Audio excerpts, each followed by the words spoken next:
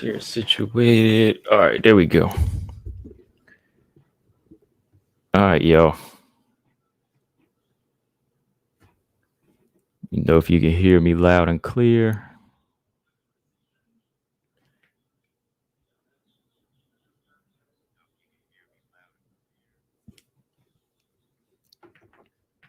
There we go.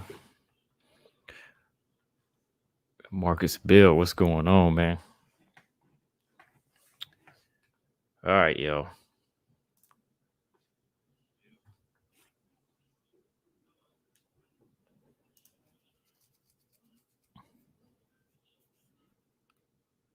Get situated. Cool. Okay. There we go. There we go. Mark was up in the Bosch.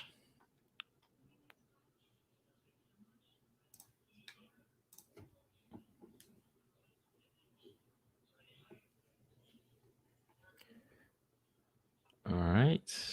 Yo, BJ, what's going on? He said he need about 10 minutes. Oh, that's cool. I'm gonna be talking about a few things first. So I give you 20. I give you 20 or 30, you know. Got two beasts. What's up, man?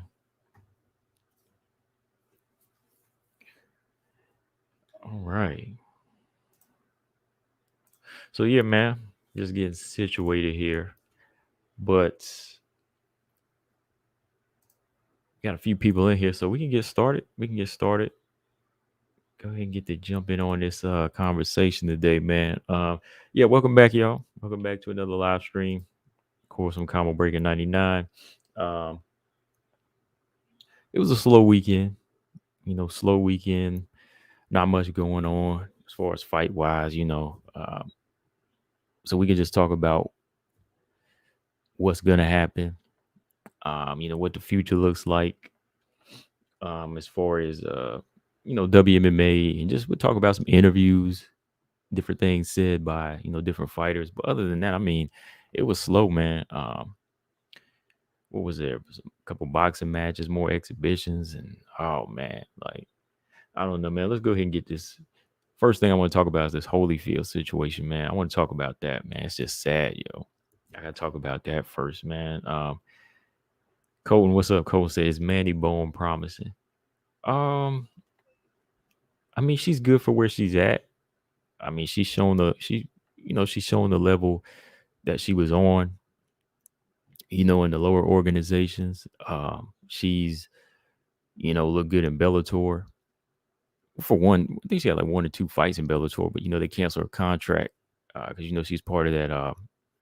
She was part of the Euro series, and they had to cancel that whole situation. So it's hard to tell right now. Like, let's see what she looks like against Ariane Lipsky.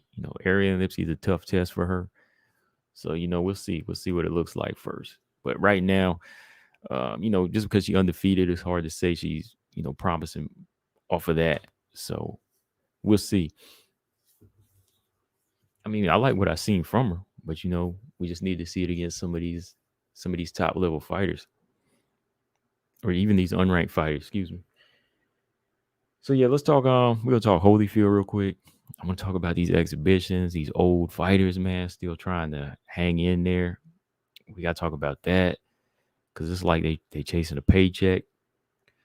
Let's discuss that. Then we gotta talk.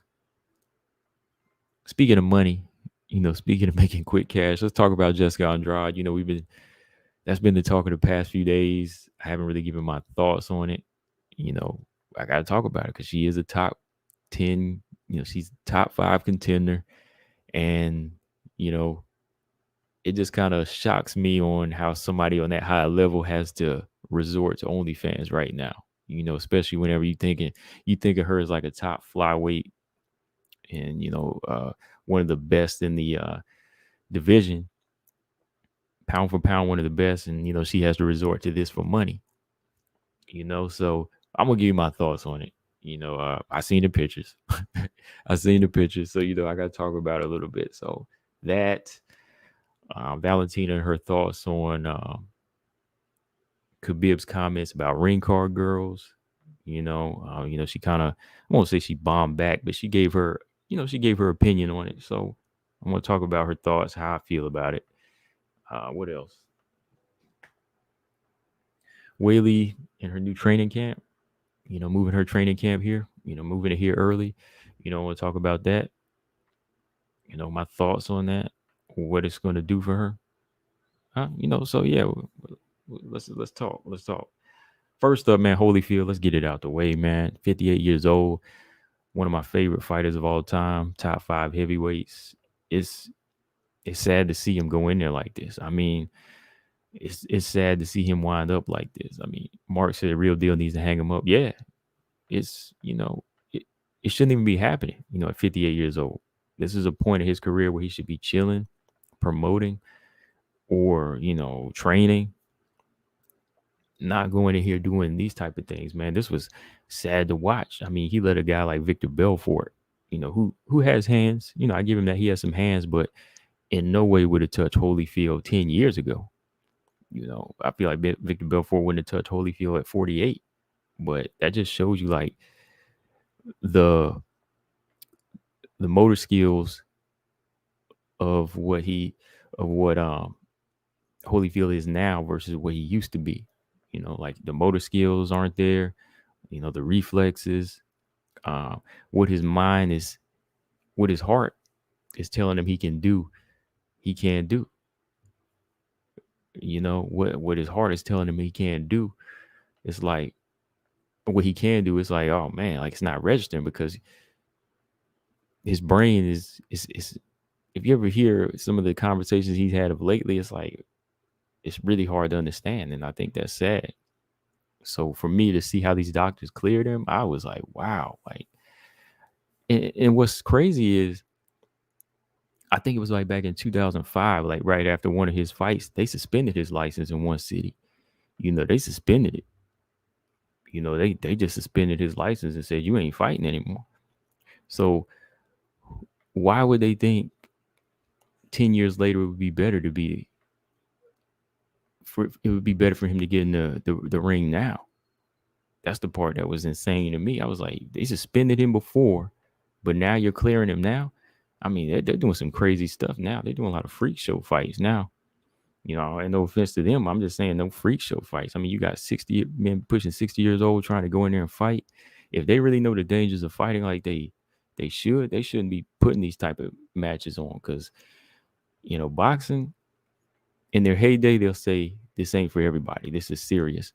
So they should know there's a point when you get to be 40, when you start, you can't pull the trigger anymore. Your reflexes gone. You start to slow down. They should know that they got to get out. They got to get out. This ain't a game. And I think Holyfield, again, like I said, like there's a part of him that keeps saying you can do this because you did it for years, but it's not transitioning into performance.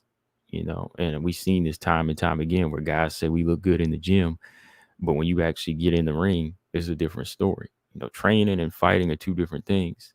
And I think he shouldn't be cleared to fight anymore. I mean, one round, like, come on, this is a guy who, went 3 times with Bo, Burt Cooper, Mike Tyson twice, Lennox Lewis twice. Like, now he's fighting an MMA fighter that gets him out of there in a matter of seconds or a minute. I'm like, this ain't real. This ain't supposed to be happening to him. So I'm not cool with how they cleared it. I'm really not. I mean, come on. I don't care if they say he looks okay.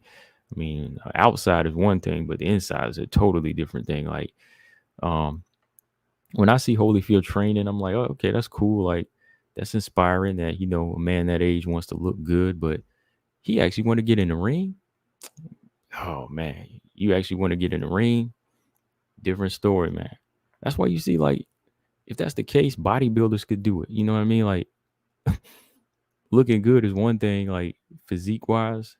For 58 years old, he looks good, right? No wrinkles, body still chiseled. But it's like, do you have the reflex to fight? Do you have the durability? Do you have the ability to withstand a punch? No. Not anymore. You know, 2B said it's a bit surprised. I fail to understand how people realize how easy is elite OnlyFans content. Yeah, it's easy. Uh, Colton, he might be strapped for cash. He was really pushing for Mike Tyson. He admitted it would be a big payday and good for both of them. Yeah, but that's dangerous, man. Like, there's got to be money, in promoting or something else. Can't believe people close him allowed him to fight. Yeah, I wouldn't have. If I was a doctor, I definitely wouldn't have cleared him. Who allowed this fight? Yeah, they doctors, they examined and said it was good to go. That's why money's wrongfully gets such a bad rep, because it's being the motivation. Yeah, that's what I'm saying. Even like, I'm gonna talk about Andrade, her situation with getting money too, but I know it's different and people are gonna disagree. But I mean, it's cool with what she's doing. But I mean, if you're just doing it because you're strapped for cash, I don't really believe in that. So Marcus said, we start to look like Gary Busey trying to box. That's when you need to hang it up, right? Yeah, I mean, honestly, like, I really couldn't. I couldn't pick Holyfield as a favorite. Like, I had no pick in this fight, but because it was the fact that Holyfield was not the same. Like, yeah, 10 years ago, maybe even at 48, I would have gave it to Holyfield. But this time around, I was like, no, I can't, man, because I saw the training videos. I mean, y'all saw the training videos, right? I mean, he literally looked like he was in slow motion. Like, it really looked like somebody slowed the video down. And I thought they did for a minute, but no, that was how fast he was moving. I know he still tries to stay in shape. He rolls with Vladimir Klitschko, still does sparring. Jonathan Banks and all of them. He's helped out some other fighters. Even when Vladimir Klitschko was still fighting, he was helping him. Uh, but no, man, like, getting in there, that's two different things, man. And I was heartbroken watching it. Like, I did go back and look at that clip. I just wanted to see how it looked, and I was like, this is embarrassing. Balance was bad. Um, his reaction time, wouldn't pull the trigger, because we know Holyfield still can pack a punch. So if he would have known to let the trigger go, he probably would have got Belfort out of there. But the sad part is he was holding back and hesitant. And that's a dangerous game, man. Like, if your defense ain't there and you just want to stand there, that's a dangerous game to play, man. And it was sad to look at for what it was. So yeah, I think it's time for him to leave the game alone, man. But I will talk about, oh man, Anderson Silva, man. He out here taking credibility from fighters. Anderson Silva, I don't know, man. He might knock Jake Paul and them out. you know, Anderson Silva, he beat Chavez Jr. Now he put Tito Ortiz to sleep. I mean, putting Tito Ortiz to sleep ain't like a big thing. This dude ain't got hands anyway. But still, it was like Anderson Silva's actually got some fundamentals. Even for his age now, he's still carrying it. He's carrying it well. So I think he could like beat the Paul brothers, honestly. Anderson Silva actually got a good jab and straight, and his motor skills is really still carrying over into boxing. Yeah, I think Anderson Silva would stop one of them guys. Yeah, yeah. Anderson Silva ain't no joke though. He always had hands though. That's always been his thing. So translating to boxing ain't nothing. He wanted to fight Roy at a time. I know y'all remember Anderson Silva wanted to fight Roy Jones. So yeah, Maury, people need to stop paying and watching, man. Yeah, because there was a fight I had to boycott this weekend, and this Oscar Valdez fight, he tested positive and people still watched it. People talk so much trash, like, oh man, he tested positive, but y'all still watched it. I didn't watch it. I said, I'm not supporting it. Until they do something about it, I ain't supporting him. So it's like, that's just how you got to roll with it. Like, don't do videos on it. I did one and said, I'm not watching it. I advise other people to do the same. But if you want to support it, fine.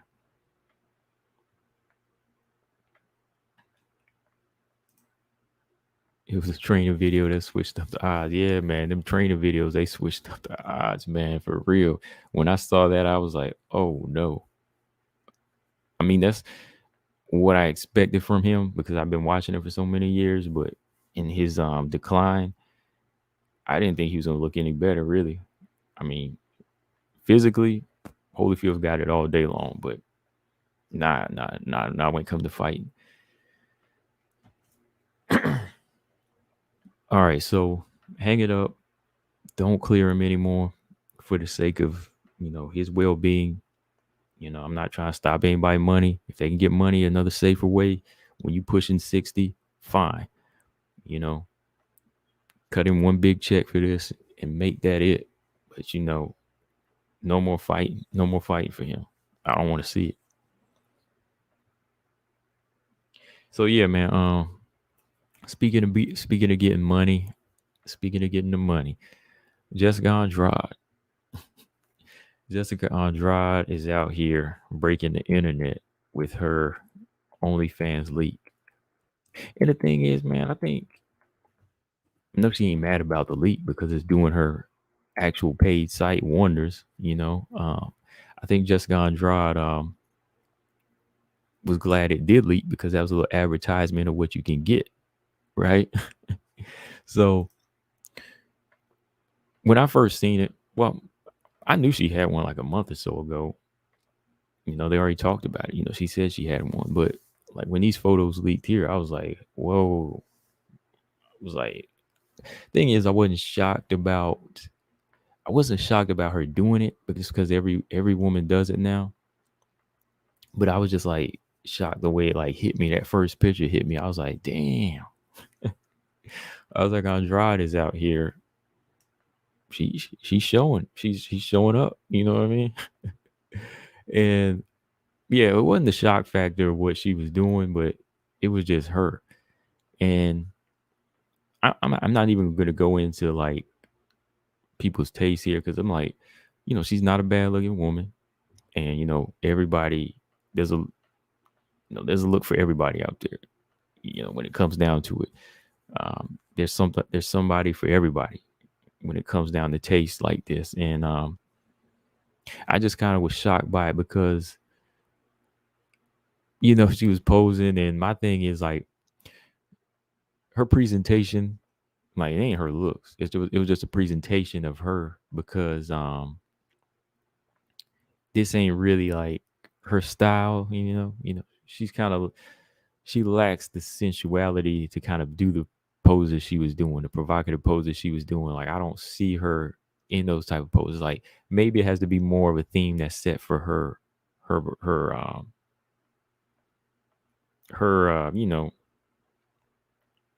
what's the word I'm looking for? The way she has more of a boyish look, right? She's more of a boyish look. So why not have a theme like that? That's what I was thinking. Because she's not really a sensual type of woman, especially the way she's been carrying herself now. So it was just kind of a shocker in that factor. Yeah, maybe she needed more of a masculine thing because that's how she carries herself. So I just kind of found that shocking how as soon as the pictures came up, boom, that hits you in the face. So, but yeah, my thoughts on her having an OnlyFans,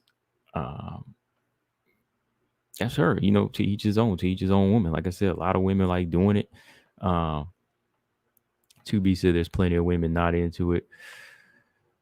But there's a lot of women that aren't into it. That's my point, like versus 10 years ago or something, times change, and the older I get, I see the changes. Like, of course, Valentina's not going to do it. Like, maybe I need to rephrase it so you can understand it better. There's a certain type of woman that won't do it that has their business right, which is what I'm getting to. Andrade, who's not really a business savvy person, will look to something like this. Your Shevchenkos, your Joannas, the level they're on, you won't really see them here because they have gotten their business right. They got the business mind to build themselves. Andrade, I think, to me, going back to my original point, my thoughts on Andrade doing it, I wouldn't. I don't mind it if that's what they really want to do. If if that's what you want to do, and you have a love of the art, and nudity is like art to you, that's fine. All day long.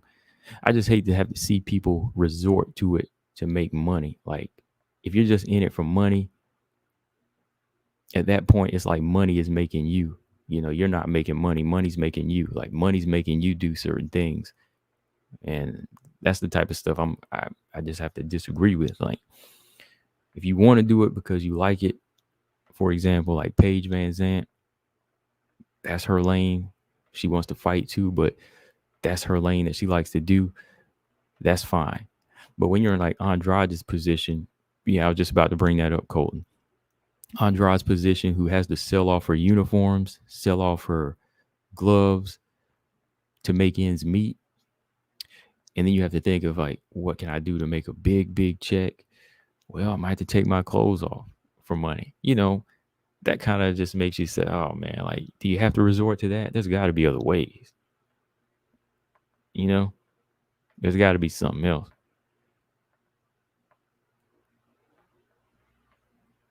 And today's women, from what I've been seeing, yeah, there's a lot of them that do it. There's a lot that do it. There's a lot that are into it, and I'm not just speaking from the stars, or women that want to be seen, IG models. I'm talking about local women. I know some local women that do it. So there's a lot of women that are into it. I've seen some local women right here in the state that say during the pandemic they don't have a job and it's easy money. So yeah, they do it. They do it. And yeah, I would never. Yeah, I wouldn't even put Shevchenko in that category. It's a certain type of woman that does it. Is my point. Like, when you're talking about women who are in the fight game that aren't really putting their hands in the right things, or not trying to get more money as a fighter, those are usually the ones that are going to have to resort to this. They're going to have to go the OnlyFans route, because they say, oh man, like, all these men online keep on DMing me. They keep asking me perverted questions, like, what do I look like this? So they capitalize on it. They say, okay, well, there's an audience for this. Well, I'll go ahead and make some money this way. UFC's not paying me what I need, so let me go this route. And in Jessica Andrade's case, it's working, right? Because now she's yeah, don't take that the wrong way, Colton. They're not like don't putting your hands in the right things, right? That's the thing. Like, some of these other women, for example, like Rose, well, not Rose, excuse me, Joanna, they've gotten to such a higher level because they understand what they had. As soon as they got like connections, they started, dabbling in other things, book deals, training, gyms, just putting stories out on yourself. That's kind of the route they took. I think Andrade, she's kind of in that same boat, but they just didn't, she just didn't capitalize on it. I mean, she can still capitalize on it. I mean, she's still in her 20s, but like, she could change that now if she wants to. Because this thing is, she's like she said, paid off a house, but it looks good now. But does she really want to keep doing it? That's just my point. Like, there's so many other things that these women could do, if they don't want to go the OnlyFans route. Colton said people complain about fighter pay, but the women get paid drastically less than the men because the audience isn't as big, and it's a shame. Yeah, and that's it comes down to when they realize they're getting paid this amount of money because the audience isn't as big. Take advantage of some of the opportunities that are around them. Because an OnlyFans route, that's, I mean, even if they weren't fighters, they could do that. That's my point. Like, if they don't want to do that and they want to do something fight related in the fight game, look at promotion, look at so many other opportunities, training, personal training celebrities. Look at Halle Berry. She's been dabbling in the world MMA. You know, that's kind of like a gold mine right there for some of the women to say, hey, I can train you. Link up with her, link up with some of her friends and say, look, hey, she be at Invicta. Halle Berry's been coming to Invicta FC. That's an opportunity for some of these women to say, hey, any friends that want to train like a fighter or get in shape? That's money. Try to get in good with some of these people. Yeah, she's been Beck Rollins, she used to sell off her gloves. She used to sell off her uniforms. Now she's into the OnlyFans, it's doing ones for her.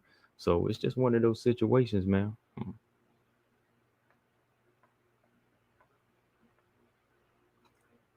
Well, situations where I'm like, if you want to do it, fine. If not, there's other ways to make money. Don't let it make you. Colton crazy said more masculine. Yeah. Yeah, like I said, there's always an audience for that, man. I mean, it's not bad. It's not like a bad thing. I mean, um, and she's not, she looks, like I said, she's not a bad looking woman. Not at all. So I'm not gonna say, oh man, she's disgusting or anything like that. I'm not saying, no way saying that. I was just kind of tripping out on the presentation again. That it was like that's not her personality, but then she came out trying to look sensual when she's she's got that rough edge. A few years ago she used to look very very feminine. The long hair, very she still looked more so attractive than feminine. I mean. But yeah, that's my thoughts on it though, for real. I know Colton, he's probably subscribed, so I ain't gonna bash on it too much.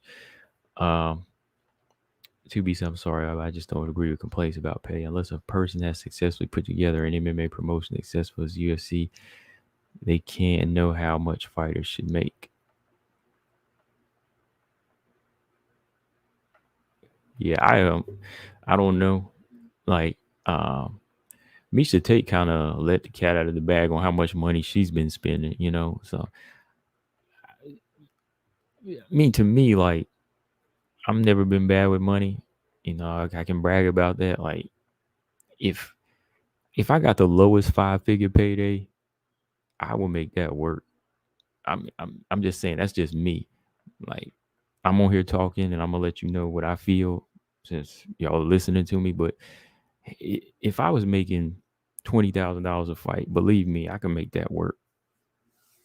I can make that work, and I will not. I will have that 20,000 probably the majority of my career having it grow. And that's just me. Like I said, like maybe that'll make some people think about what it is they're spending the money on. Maybe they don't need the most high caliber of certain type of things that they're, spending the money on. Um, some things you can just go back to basics on and be good with that. But like some of these fighters having to have GoFundMe's for training camp is crazy. Like I said, I can't speak for everybody because some of the women may have kids to take care of, situations like that. But for the single ones, I'm kind of like, man, you get a $25,000 payday plus a $50,000 bonus. You got to make that work. Shoot, that's what I want right now. I want somebody to hand me that amount. Give me a 50,000, I make it work. Give me a 20,000, I make it work.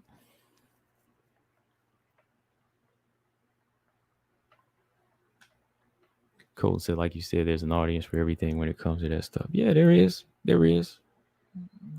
Yeah, and if you're part of that audience, that's all good, man. That's all good. You know. But yeah, that's where I want to see Andrade. I want to see her in the cage across from Calvillo in a couple weeks. That's where I want to see her. All right. So Valentina spoke on the ring card situation. A while back, Khabib. Let me pull this thing up. Khabib gave his thoughts on ring card girls, and he said they were useless. He said the ring card girls were the most useless thing in MMA. And Valentina Shevchenko, in a recent interview, she gave her thoughts on it, and it wasn't like she went in on him, but she just kind of disagreed and gave her thoughts on how she feels about the ring girls, right? And I mean, Khabib's part, I can see where he's coming from, but maybe it's just the way he said it. Maybe it's just the way he said it. Like, I don't know, like calling them useless. Oh man, that's kind of a hard. That's a harsh way to put it. To say they're useless is a very harsh way to put it. Like I personally don't pay attention to the ring card girls. Never have, even in boxing. Even when I go into local boxing matches, when the ring card girls there, my adrenaline and focus is on the fight. It's on the fight. And in that matter, I can understand. Maybe he meant in that sense, like it's the one part of the game that you don't really pay attention to, because he's speaking from a fighter's point of view. I'm trying to understand it. Like maybe he's speaking from the fighter's point of view in the non-simp point of view. Because Khabib, I got to give the guy a lot of respect. He has a lot of self-control and discipline. So I respect his thoughts. Yeah, but ring card girls, never something I really paid attention to, but there is a place for them. I will say that. Like, I agree with what Valentina was saying on her part. Like, the comments and the way he said it should have been said that way, because you hate to call somebody useless when they do, they do provide some type of, entertainment. The women, they come there and, to get in the type of shape that these women are in, they have to do some type of work for it. They're not useless. To me, again, like I'm not paying attention to it, but there are men out there that do. And these women are coming to work, uh, it's some type of work for them. But Valentina, she said this. Hold on, let me see. Khabib, he said something about women fighting before. I 100% disagree with his thoughts on women fighting. 100%. I'll fight him on that for sure. You know what I mean? Like, you can't say women can't fight. Women, they have to know how to fight in this day and age, self-defense, whatever it is. And I disagree with him on that, because women got me in the MMA. Women got me in the MMA. I think I told y'all that before. I really wasn't watching MMA until the women came along. I don't know, because they brought some type of energy like the boxers did, the male boxers. But let me see here. What did she say? Okay. All right. So Valentina said they were here since the beginning of the UFC. They were since the beginning of everything. And to say they don't belong to martial arts is so bad. It's so not right, because they are a part of it. And it's kind of like, without all of this, any fighter would not be in the position of where he is right now. If there wouldn't be any ring girls, there wouldn't be lights, fans, sounds. It's just boring. It's just boring to see. But all these little details, they fulfill the full picture. That's why there is no discussion. Ring girls are part of the biggest promotion, smallest promotions of anything. Okay. So, with how she put it, I agree with it, man. I wouldn't go as far as to say if there weren't ring girls, there wouldn't be any entertainment, because fights would still be there. Like, if the ring card girls had to call out sick, I'm not canceling the pay-per-view. I'm still watching. If the ring card girls didn't show up, I'm still watching. But I know what she means. I know what she means, because it's entertainment. This ain't just strictly martial arts. You know what I mean? Like, it's not just strictly like a kumite. You know what I mean? it's so many other things here. It's like you're bringing in, you're bringing in a fan base that's all men for the most part. It's all men for the most part. So you need a little eye candy here and there to, just like at a bar, certain waitresses wear a certain type of clothes to fit the atmosphere. It's still a masculine thing, so you're going to have women dress this way and present these cards in between fights to keep the men and their adrenaline pumping, so it's a part of it. It's a part of, like she said, just like the lights, the fixtures, you know, the the strobe lights that come on when the fighter comes to the octagon, the ring entrance, the music. It's a part of that,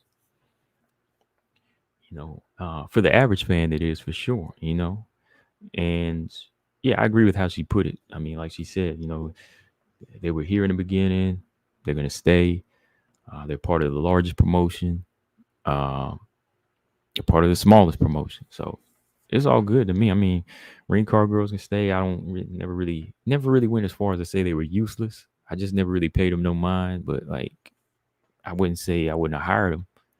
Hell, if I opened my own promotion, I would remember them because I know there's a market for them. You know, so uh, okay, BJ, I'm gonna hook you up in a minute when I get done talking on these topics. Let's see.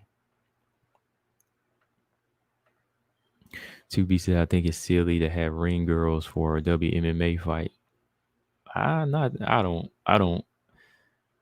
I mean, the audience is men, so no, not at all. I mean, that's not going to change the audience. I mean, the audience is still men, so it's not silly.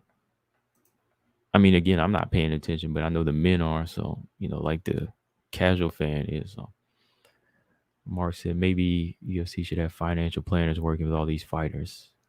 Most fighters wouldn't understand anyway, I suppose.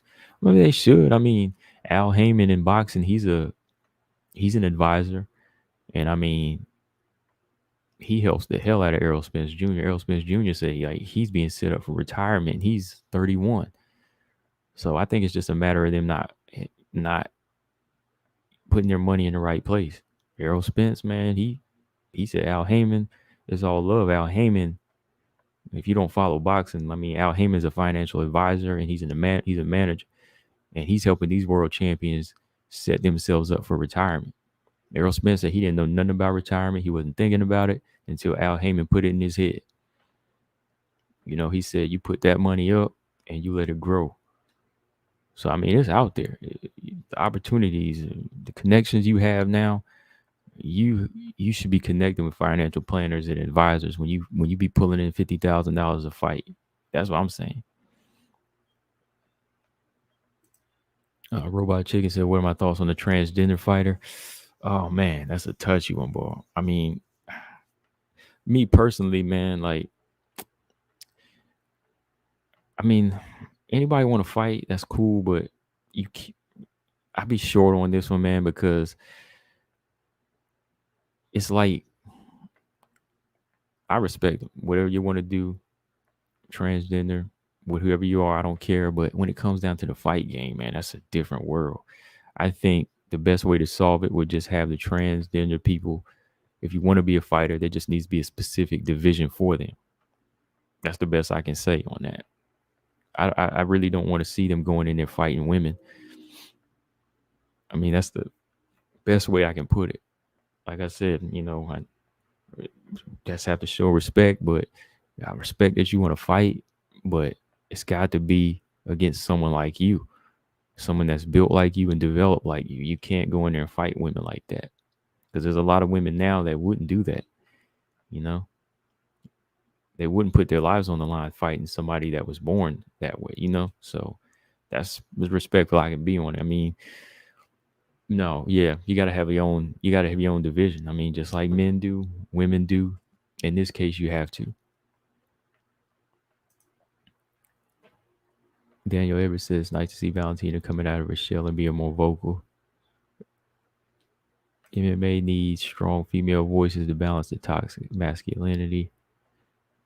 I don't really think there's like I don't really think like there's toxic masculinity in there. I mean, like I just think that what he said was it's just how he said it. Like it's just how he said it. Like that's his point, but I don't think he would go as far as to try to like petition that get rid of ring card girls for that matter. You know? And I mean when you're a sport that needs this type of adrenaline and testosterone, you are going to have a lot of masculinity. And I don't really think a lot of it's toxic, though, in my opinion. You know,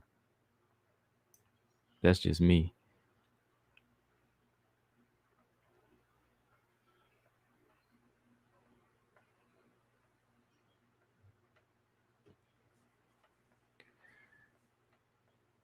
Robot Chicken said Khabib is a God-fearing man. He's trying not to lust over attracting women. May think it's weird. In reality, it's strong discipline and practice discretion.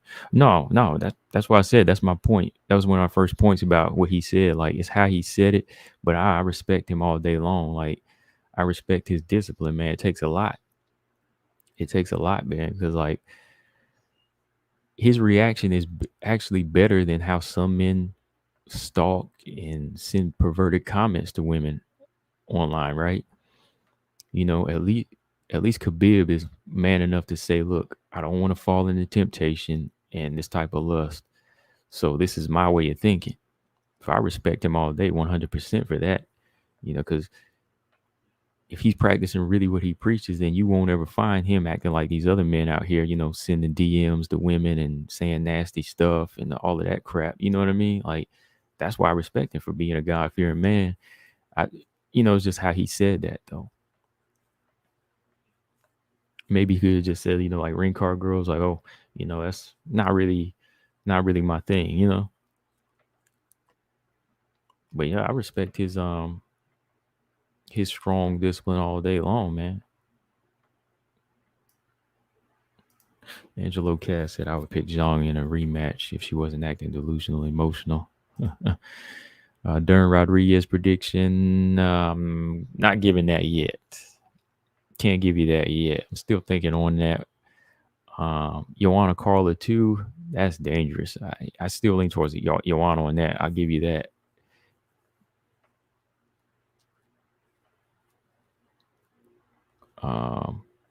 Yeah, man. Because even like when Megan Anderson brought up the fact that Khabib didn't like acknowledge her or shake her hand, you gotta understand, man. Like people, like I ain't trying to go off topic here, but like people have to understand. Like some people take their religion seriously, and like I think religion still brings order and discipline if it's used the right way. See, some people don't want to acknowledge religion and discipline because it'll make them have to not do the things they don't want to do. It'll make them do the things it'll force them to like stop doing the things that are bad for them. Because some people like to do things that feel good, but not the good things, if that makes sense. It's hard work. It's hard work to try to walk the straight and narrow in this world. I mean, we can always be comfortable and just give in and say, oh man, like, I'm gonna do what feels right instead of doing what is right. But see, I think in Khabib's case, he's trying to do what is right for him. He has a wife, he has a family. He's trying to do what is right. So that's why I respect his opinion on it.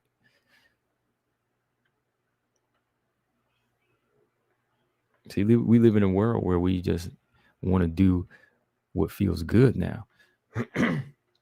we get so caught up in that and we don't practice what is right so much. That's the problem with a lot of things today. And I'm not saying religion is perfect. It's definitely not, because people warp it to fit their needs sometimes. But if you got the right idea for it, it should push you in the right direction. Yeah, I can't give you Dern Rodriguez yet, Angelo. Joanna versus Carla, Joanna for sure. Joanna just got the style to beat Carla, man. Unfortunate but true. Cole said Ashley Evans Smith had a good take on transgender fighters after fighting Fallon Fox. Yeah, I remember that. Um, Angelo said if Evander needs money desperately, then he should fight Tito Ortiz. Yeah, that's who he should have been fighting. Lemos is a future champion. She's gonna put Nina to sleep. Oh man, Lemos is a monster, bro. Keep an eye on Lemos for sure. Lemos gonna be in the top 5 in 2022. Mark my words, man. Lemos gonna be in the top 5 in 2022. I've been holding that back, but I see it now, man. Lemos gonna be there. Watch. So yeah, man. Both make good points. Valentina makes a good point. Andrade makes a good point. No, excuse me, not Andrade. Khabib makes a good point. It's just all in how he said it. It's just all in his how he said what he said. But like she said too, it's entertainment, man. It's just entertainment. All right, hang on, y'all, 1 second here.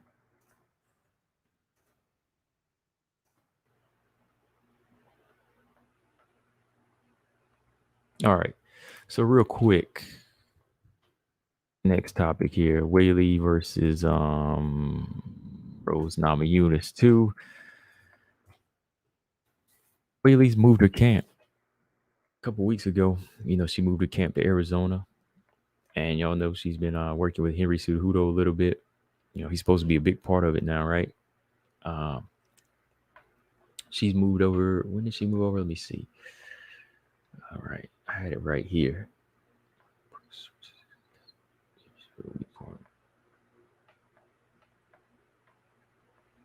Yeah, she moved over in like earlier this month. And like they said, she's gonna start having Henry Cejudo in her camp. I think that's gonna be a nice addition, and I think it's good that Zhang Weili is moving forward. She's making the right move now to come to Arizona this early. Just to get acclimated to the weather of being in the United States and the time period, the time zone, and just kind of get out of yeah, get out of the pressure. I know she's riding for her country, but I think it's good to kind of get out of that type of pressure and get around some people that uh, you never been around before, but still have the same type of energy you have. You know what I mean? Like be around somebody like Henry Cejudo, might have some good energy with her. Uh, Getting to know somebody new, somebody that can teach her, her wrestling, help her work on her inside game, her athleticism, help her use it to the best of her ability. I think that's good.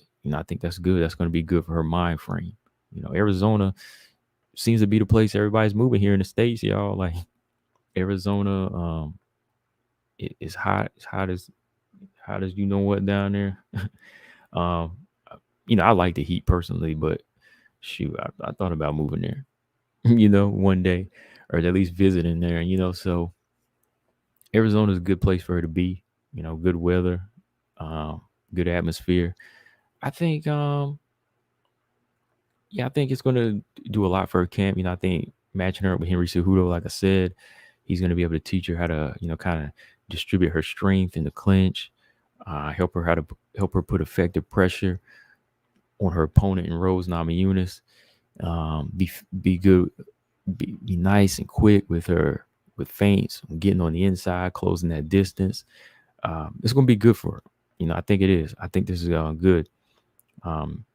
It's one thing to just fire everybody off top and just start blaming people and change your camp, do a 180. But I think this is like a mutual thing here. Bringing in her team, still has some of the same people, but just adding a few things here and changing the atmosphere. Yeah.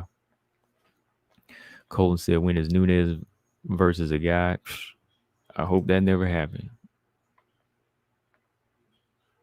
Yeah, I think it's a good thing, man. I think it's a good thing for her right now.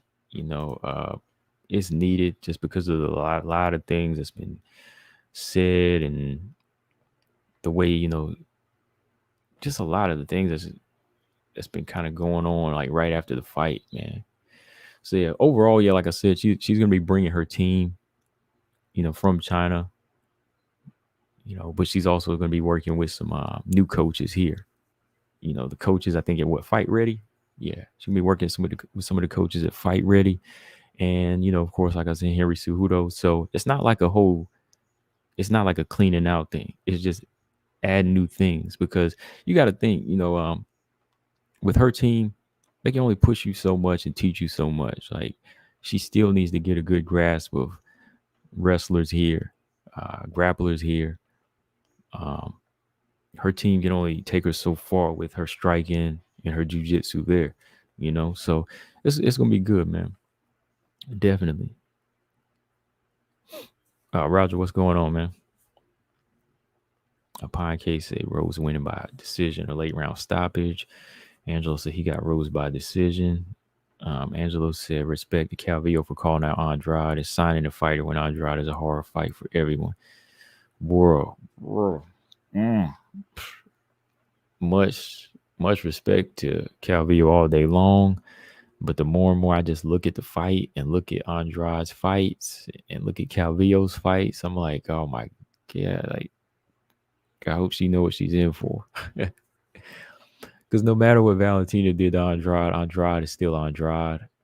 And Andrade is a monster, no matter what. Like, she was outclassed by Joanna, but that didn't take anything from her. You know what I mean? She was knocked out by Weili. That didn't take anything from her. They were just elite, but when it comes down to Andrade and everybody else, you got to be elite. You have to be elite to beat her, man. Robot. Yeah, Henry Cejudo gonna teach her, man. Like, hey, Henry Cejudo, he do what he do, man. I'm not really like a big fan of him, but yeah, he'll show you how to deal with pressure. Put a little bit more confidence in her, and how to deal with the American crowd. So with that, I'm gonna give 50 minutes. We've been on here talking. I'm talking your head off for a minute here. But yeah, it was just, like I said, there's some different things to cover, man. No fights going on. I know some controversial stuff we talking about here. What's her name? Alana McLaughlin, the transgender fighter. I mean, some people ain't going to agree. Like I said, you have to. I think you have to have transgender in their own division. I think that would only be fair. And same thing. I said that. I said that. Did I say about Fallon Fox before? No, I was a little bit different then. I was a little bit. I was pretty much a hard no. But I'm, trying to understand that. They want to fight. It has to be against somebody like them. Can't be women.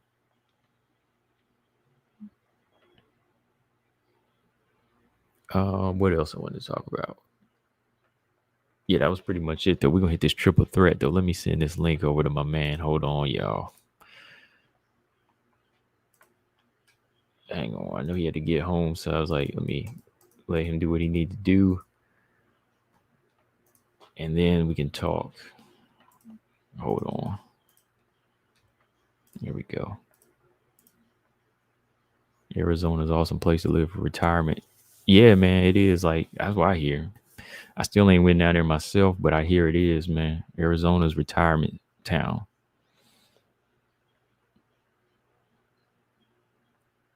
Well, I got copperheads where I'm at, snakes, copperheads. So if they're controllable like copperheads, I should be fine with scorpions. Nah, I don't know, man. Scorpions. There be some type of scorpion poison or something. Got some scorpion repellent or straight up scorpion poison or something. I'm laying it out. Angela said Lemos versus Andrade will be a banger. Both are similar, except I would say Lemos is more sharp. Similar is how? I don't know. I see Lemos is more maybe you mean aggression. I mean, Lemos is more technical than me. Like, I think Lemos is much smarter defensively, technically. I think Andrade is pure strength, pure athleticism, and very brute. You know.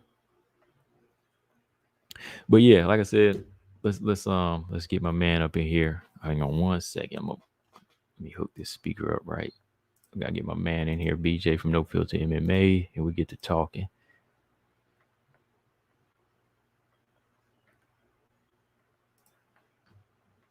All right, let me turn this volume up a little bit.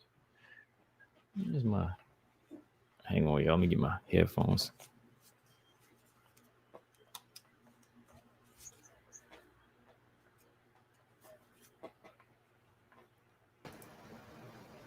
All right, y'all. So I have BJ from No Filter MMA joining. He's in the building right now. He said he's ready for the smoke.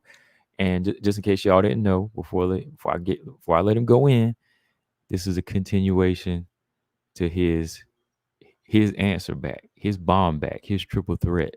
So I got none other than BJ in the building. What's up, bro? What's good, my dude? What's up, man? What's up, comment section? I don't know what's up with you. No, I'm just playing. CB99 in the building. Oh yeah, man. So let's go ahead into it a little bit, man.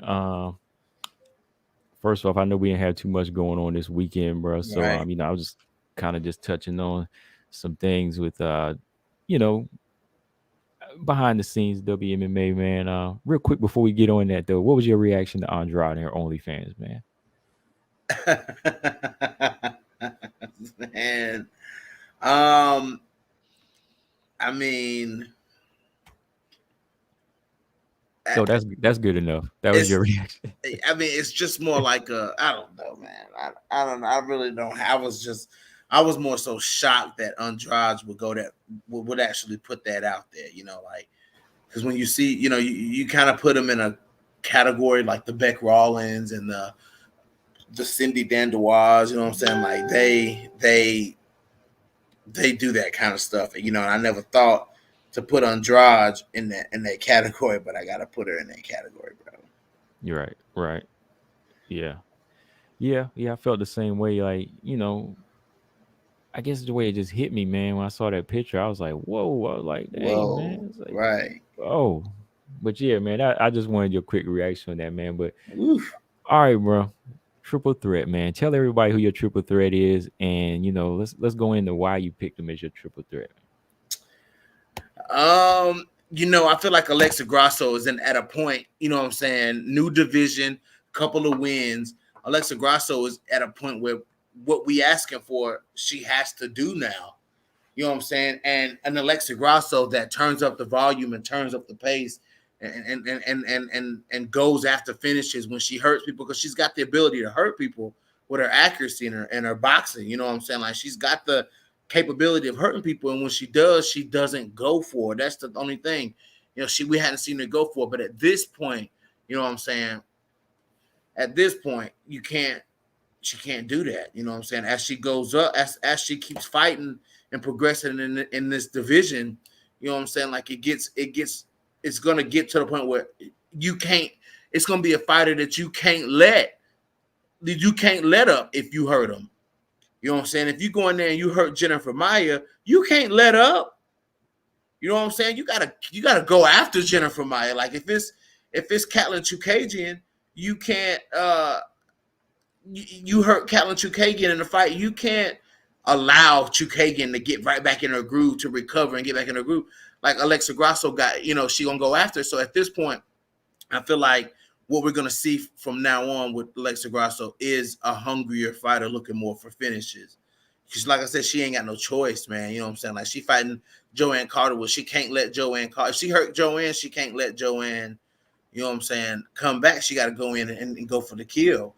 Mm-hmm. No offense to your girl, but we know that if you hurt Joanne and go for it, you can finish Joanne. You know what I'm saying? You can stop Joanne Calderwood. You know what I'm saying? But Alexa, we got to see Alexa Grasso do it. And I got bucket loads of confidence that we'll see Alexa turn it up. she has to turn it up. Hmm. That's where I had to disagree on the situation with JoJo. I think she's gonna have to take it to the ground actually, because JoJo never been stopped. She's been submitted, and that's what Jennifer Maya pulled out the bag that time. She said, "Look, let me piece her up a couple times. With a couple combinations. Then I got to get her to Yeah. the ground." So I think that this has to be a fight where you see a killer instinct, Yeah, like that's what I'm for, saying. We gotta see it from Alexa Grasso. She ain't got no choice but to yeah, bring that to the table going up if she gonna progress in this division, man. She got away with it with Ji Young Kim. She got away with it with Macy Barber, but you know what I'm saying, from here on out, you know what I'm saying, it's got to be, you know, we ain't got no choice but to see it. So, and I got a lot of, and combo, we talked about this. If Alexa Grasso turns it up, she can be dangerous, man. yeah, yeah, yeah. Like Grasso can be real dangerous because she can fight. Alexa Grasso can fight. You know what I'm saying? So if Alexa Grasso turns it up, man, woof, she can be dangerous, man. She can box some girls out of it. She can box somebody's face off. You know what I'm saying? So, we'll see. And then I had to, of course, Manon Fiordo. I've improved my way of saying her name. I gotta put Manon in there. You know what I'm saying? Because Manon just, we talk about kill switches all the time, dude. You know what I'm saying? And Manon at the bottom of that division, she got a kill switch, dude. A kill switch from hell. You know what I'm saying? I Hmm. do feel like, there are a lot of questions to be answered about Manon. And I feel like if she can beat Breno Silva, then a lot of those questions are answered. Breno Silva is the perfect fight for Manon right now. You know what I'm saying? That's like the perfect fight for Manon. She can go in and beat Breno Silva. Okay, let's start talking about Manon Fiordo, man. You know what I'm saying? Because Manon gonna present problem. I mean, think about it. If Manon can do to legit flyweights what she's done so far in the UFC, you know what I'm saying? Like Manon gonna have she gonna these girls gonna have their hands full with Fiordo. You know what I'm saying? Like they gonna have their hands full with her. So if she can get this win, man, what's next for her? The division opens up for her, man. And of course, you know, Montana De La Rosa, bucket loads of confidence in Montana. I just think Montana has a style that can carry her far in this division. But the big reason that I picked this top three, that I picked this three, you know what I'm saying, is because if they all three win their next fight, man, it puts them in a crazy position. You know what I'm saying? Like it puts them, all three of them. I think they all their names go on the radar. To be honest, because everybody kind of, turning aside, everybody kind of somewhat looking at Manon, like, okay, this girl done came in here, like, okay, Manon Fiordo, that's the, all right. You know what I'm saying? Now everybody's looking at Montana, like, okay, Montana, you've been scrapping it out. You know what I'm saying? This is the fight. We're excited for this fight. Let's see what you're going to do. And Alexa Grasso, it's the same thing. Like, all right, 2 fights in the flyweight division, two wins, came close in that Macy Barber fight, but, if they all three win, it put all three of their names become something in that division. You know what I'm saying? Like they elevate. I think if Montana beats Macy, she elevates. If Fiordo beats Breno Silva, that's her first true test. You know what I'm saying? And I think that Joanne is a good step up for Alexa Grasso. Can Alexa Grasso beat? How good is her striking? You know what I'm saying? Because I think if anybody initiates the ground game, it'll be Alexa Grasso. But she's going in there with somebody who can strike, who can really strike. You know what I'm saying? So how good is Alexa Grasso's boxing? If they can go out there and make these statements, man, they in a real, real, real good position. Yeah, I think you made a good argument on Montana at this point as far as getting this win. To me, I still need to see a little bit more from her skill wise, even if she beat Macy. But beating Macy, she's beating a big name.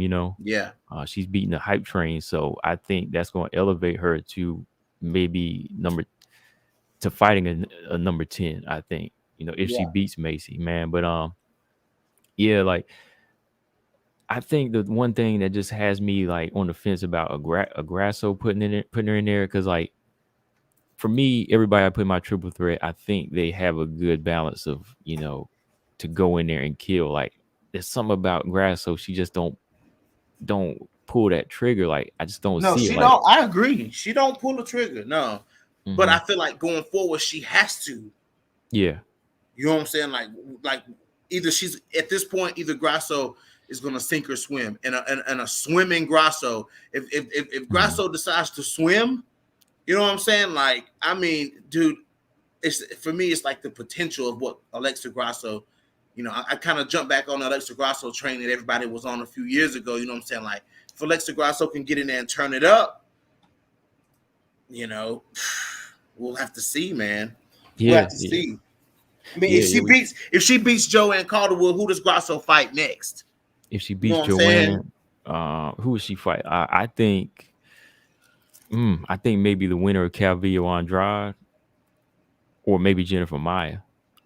Right. That's what I'm thinking. More like a Maya.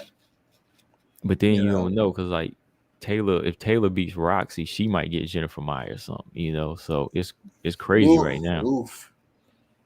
Oof. Let me see. So okay, so going back to Montana though, let's go back to Montana. Let's Like, go. Let's go to Montana. yeah, I brought her up the other day, and I made some good points. I think about her. Like, I said her and Macy are on the same level somewhat. Like their resumes is very similar, but as far as like development, I have to say that Montana does have better skill, man. What do you think? I think. Yeah. I think. Like I've said. We see Macy ain't really got that. Macy ain't that good on the ground. Like, I Mhm. mean, let's just be real. Like, Macy Barber is not that good on the ground. So Montana beats her there. And as far as the striking, man, like Montana beats her in striking too, man. Like I think the biggest advantage that Macy Barber has over Montana, other than a slight power advantage. I don't think her power is that much more than Montana. I Mhm. just think Montana hadn't really used it as much as she should. But the clinch, Montana can be lazy in the clinch. Not lazy, but she can be careless in the clinch. You know what I'm saying? And we saw that with Bueno Silva. Like, Montana can be careless in the clinch. And Macy is good in the clinch. Macy Barber is good at, what I'm saying, muscling you up in the clinch. Like, she likes to do that, and she likes to throw shots on the exit of the clinch. But as far as like striking and, what I'm saying, volume of striking and accuracy and ground game and, working on the ground and top control, and that's all in favor of Montana De La Rosa. All of that. Yeah. You know what? I almost forgot to. Robot Chick has made a good point. Chikagan's probably going to be lined up for Grasso next because Chikagan did call her out, so Yeah, they probably gonna make that. yeah, And I saw that, dude. Yeah, I yeah, remember that, and I thought about that. I thought it would have been maybe a little bit of a long shot if they'd have made that fight. You know what I'm saying? I'm like, okay, that's a little bit much, but if Grasso goes in here and beats Joanne, then yeah, make that Chukagian fight. Absolutely. oh I'm man, in for that. yeah, man. Montana's Montana does have, like I said, she does have the kill switch. She is a 3-round fighter, and if she goes in there and gets Macy out, then pretty much, yeah, all eyes are gonna be on her now because Right. Macy might be out the rankings, man. I don't know. They might try to squeeze it for what it is and put her to 15, but I don't know, man. If Montana beats her and dominates her, she can knock Macy out the rankings, man. Mm-hmm. Mm-hmm. So okay, I see your argument there, She man. could, dude. Like, that's Yeah. realistic as hell. Like, if Montana go in there and dominate Macy Barber, maybe even stop Macy Barber, like, Hmm. you know what I'm saying? We're gonna see Macy versus Lipsky.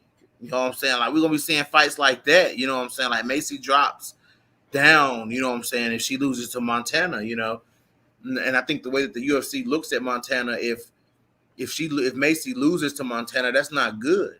That's not good at all. Hmm. Man, and Manon, go down, Man, Manon. Manon. Um.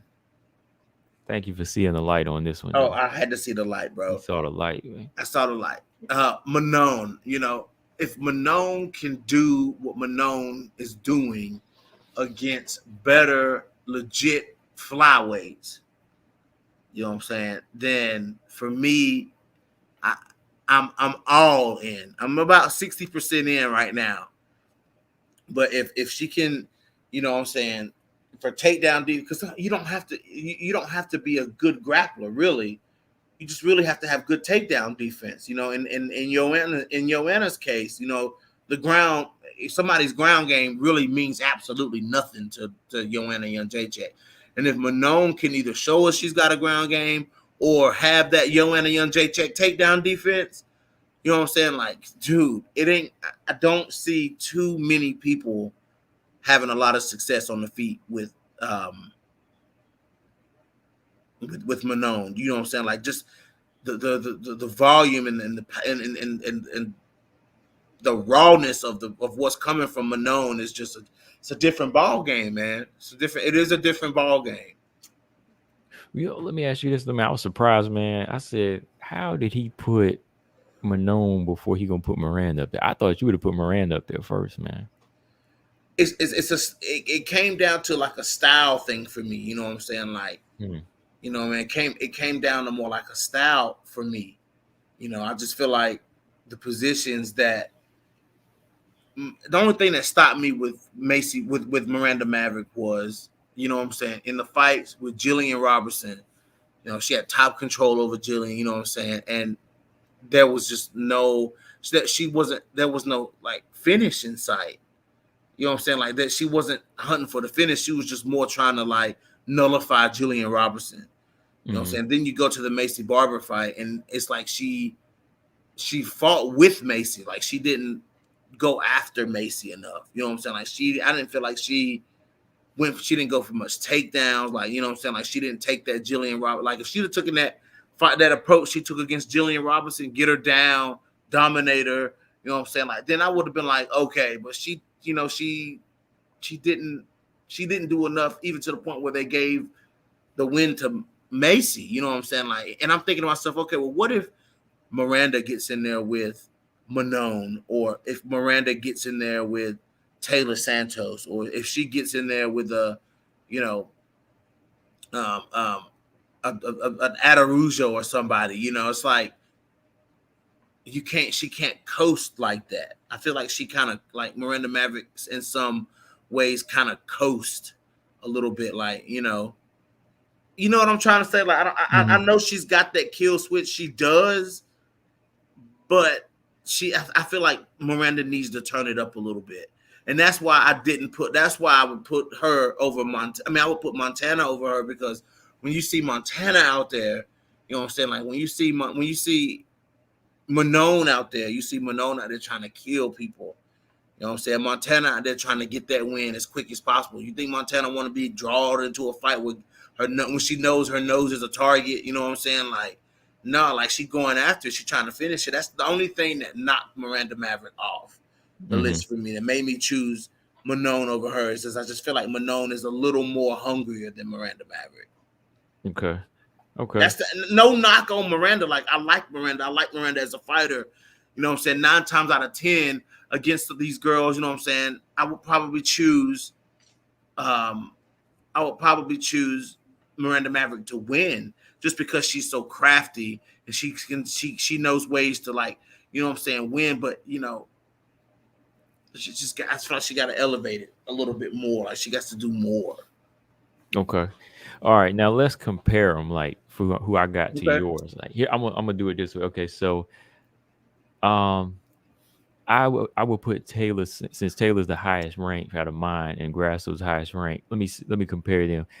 I think Taylor Santos, honestly, to me, I think she would fare better than Grasso, because I think she has the body and I think she's got the body, physicality, and the style for this part of the division, man. For real. Like I think Taylor is much stronger, man. I think she's much stronger. I think her strike, of course, her striking is not on Grasso's level, but I think she's developing enough to get on the inside and get takedowns. She's athletic and she has good takedown defense. Her ground game is solid. She showed that against Jillian. So I think that's and she's hard, man. She's hardcore. I think bigger, stronger, and she knows how to use it, I think it's going to take her further than what Grasso can bring because the kill switch is there. You know, the kill Yeah, switch is there. yeah, yeah, for sure, absolutely, yeah. Like Taylor, yeah. Um, I think for me, I think my reasoning behind the Alexa Grasso thing was more like what could be of Alexa if she puts her foot on the gas. Like if Grasso puts her foot on the gas, then I mean, yeah, if Grasso puts her foot on the gas, dude, like I'm telling you, she could be dangerous, man. Like I would love to see if Alexa Grasso puts the gas pedal on and starts evolving and getting fit. Let's say she goes ahead and finishes Calderwood, then she steps in there with Maya. That's a good boxing match. Jennifer Maya versus Alexa Grasso. That's a good match. That's a good match. You know what I'm saying? Like I want to see that. You know what I'm saying? Like I want to see Alexa, man, like with her footwork, man, her movement. I don't know, but I'm confident that I put her on that list though, Okay. If especially we going into this fight with JoJo. Like I think she that fight's more like 75, not 75-25, but it's more like 40-60-40. For I got it 60-40 for Grasso. You know what I'm saying? I feel like that's why I said like if Grasso can beat her and Montana can beat Macy and Manon can beat Silva, you know what I'm Mhm. saying? Like, ooh, if Macy loses, they might feed her to Manon.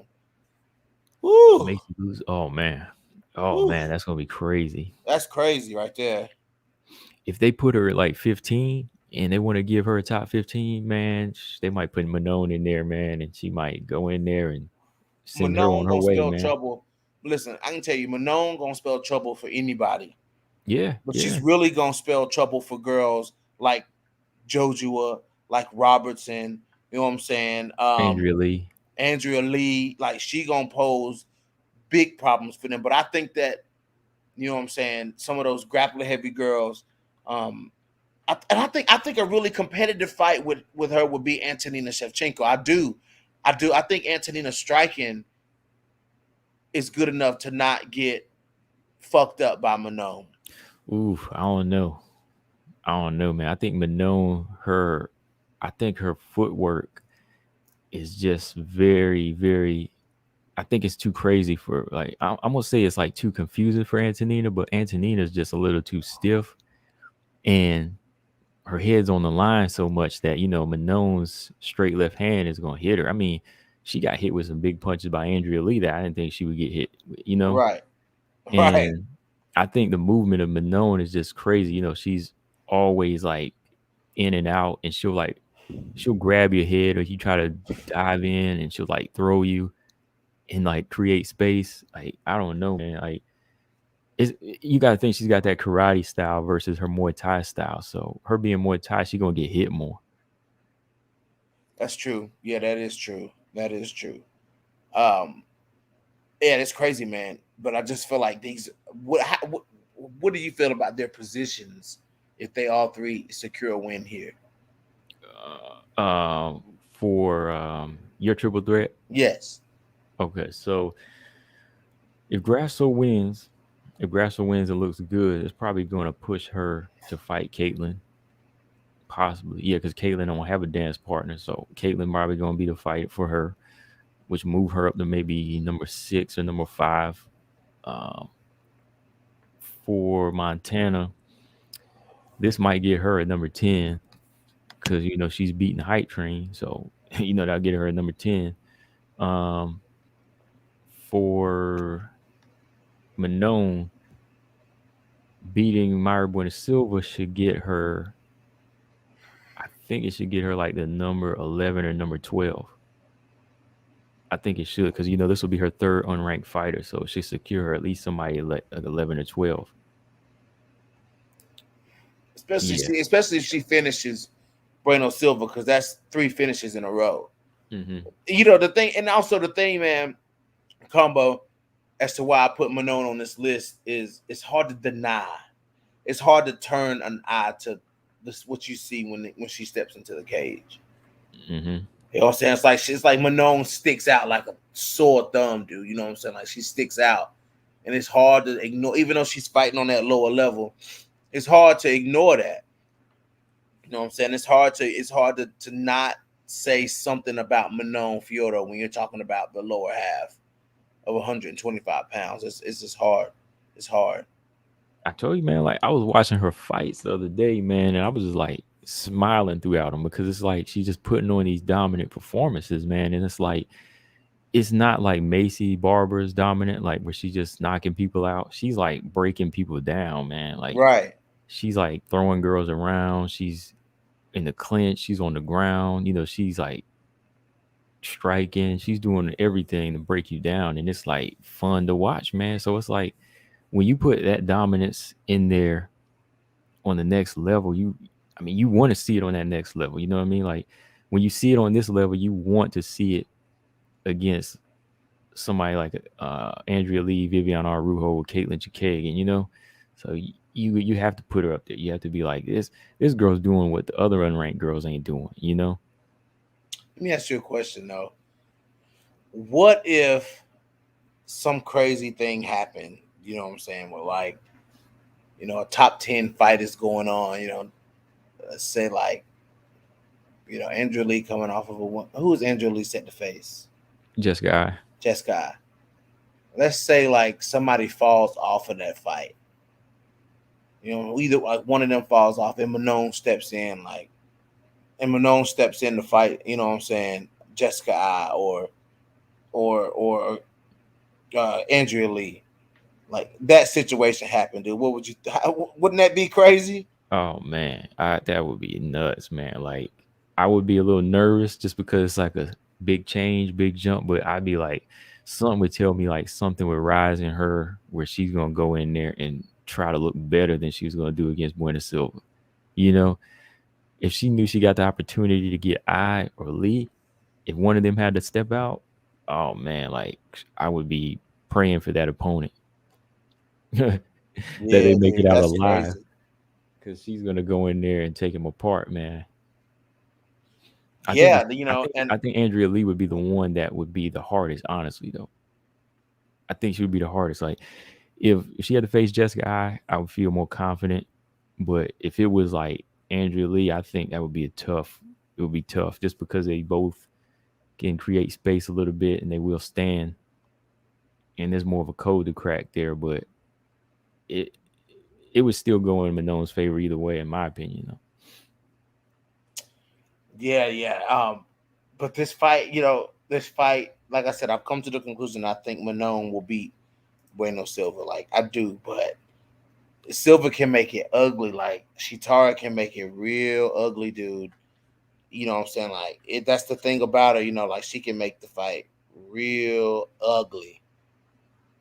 Yeah, she can, man. Like if she gets you to the ground, it gets ugly, man. Like off of her back, or if she tries to get the top position, and I think that's where Manon she can't even play in this fight. She just has to be dominant in what she does.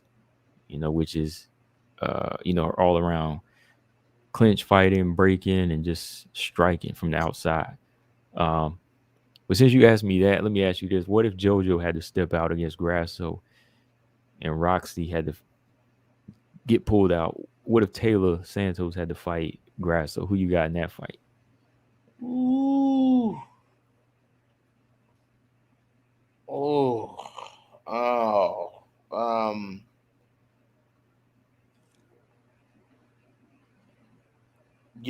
I would have to go. I've seen Taylor Santos get hit a lot. I've seen Taylor Santos get hit. Like Molly McCann, you know what I'm saying? Like laid hand, has some success on the feet. I think I don't know. On the feet, that's 50-50. I think Alexa Grasso wins that fight on the feet. Mm-hmm. Taylor Santos, her striking ain't the best striking. Like, let's be honest. Mm-hmm. Um, I think that Grasso would beat her on the feet. If the fight goes to the ground is where it could get interesting. If Taylor puts her weight on Alexa Grasso, then you'll really start to see that Taylor Santos is on the top end of 125 as far as size, and Mm-hmm. Alexa Grasso is on the bottom end of 125. Like you'll start to really see the difference then. You know what I'm saying? If that happens, but if Alexa Grasso can keep it, do what she does. You know what I'm saying? Like You know, she could probably. I don't know, man. I don't know who would win. I don't know. I don't know. That's a good one. Yeah, that's a good one, man. I can't call that one either, man, because like you said, boxing and standing, that's Grasso all the way, man. But the inside game, I don't know. That would be, That's a I different don't know how story. she would.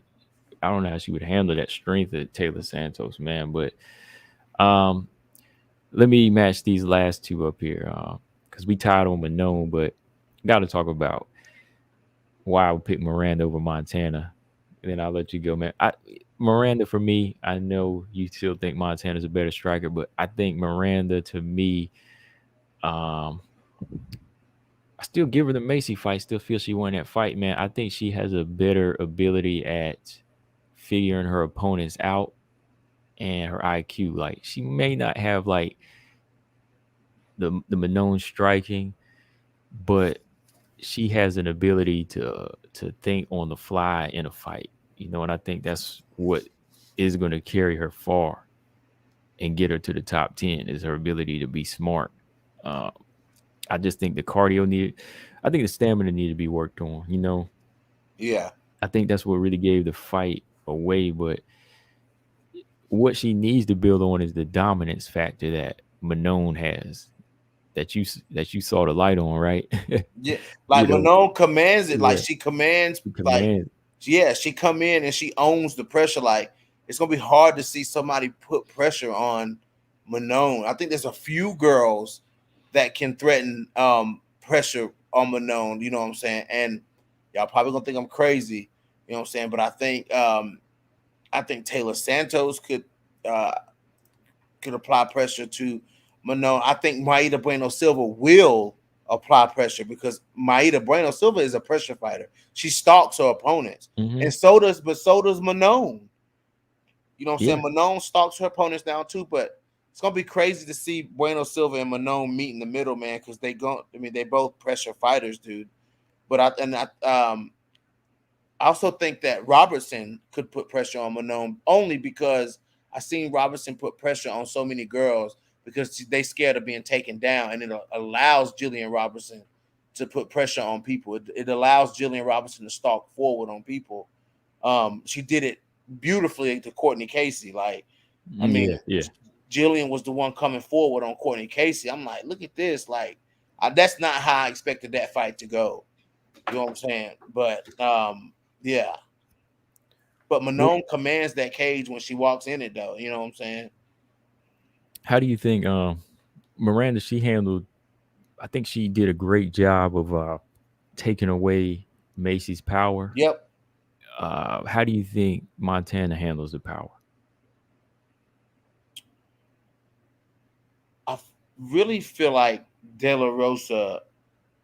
The thing I know about De La Rosa, she learns a lot from each fight. She got hit by Lipsky, and she was just like, "No, like I ain't fucking with that. Like I'm not fucking with that." You know what I'm saying? Like Yeah. Lipsky, Yeah, I watched that again Friday night, man. I was like, dang, she cracked it, but then she switched it. She switched it up so quick. right? Yeah, like Montana was like, "No." Uh,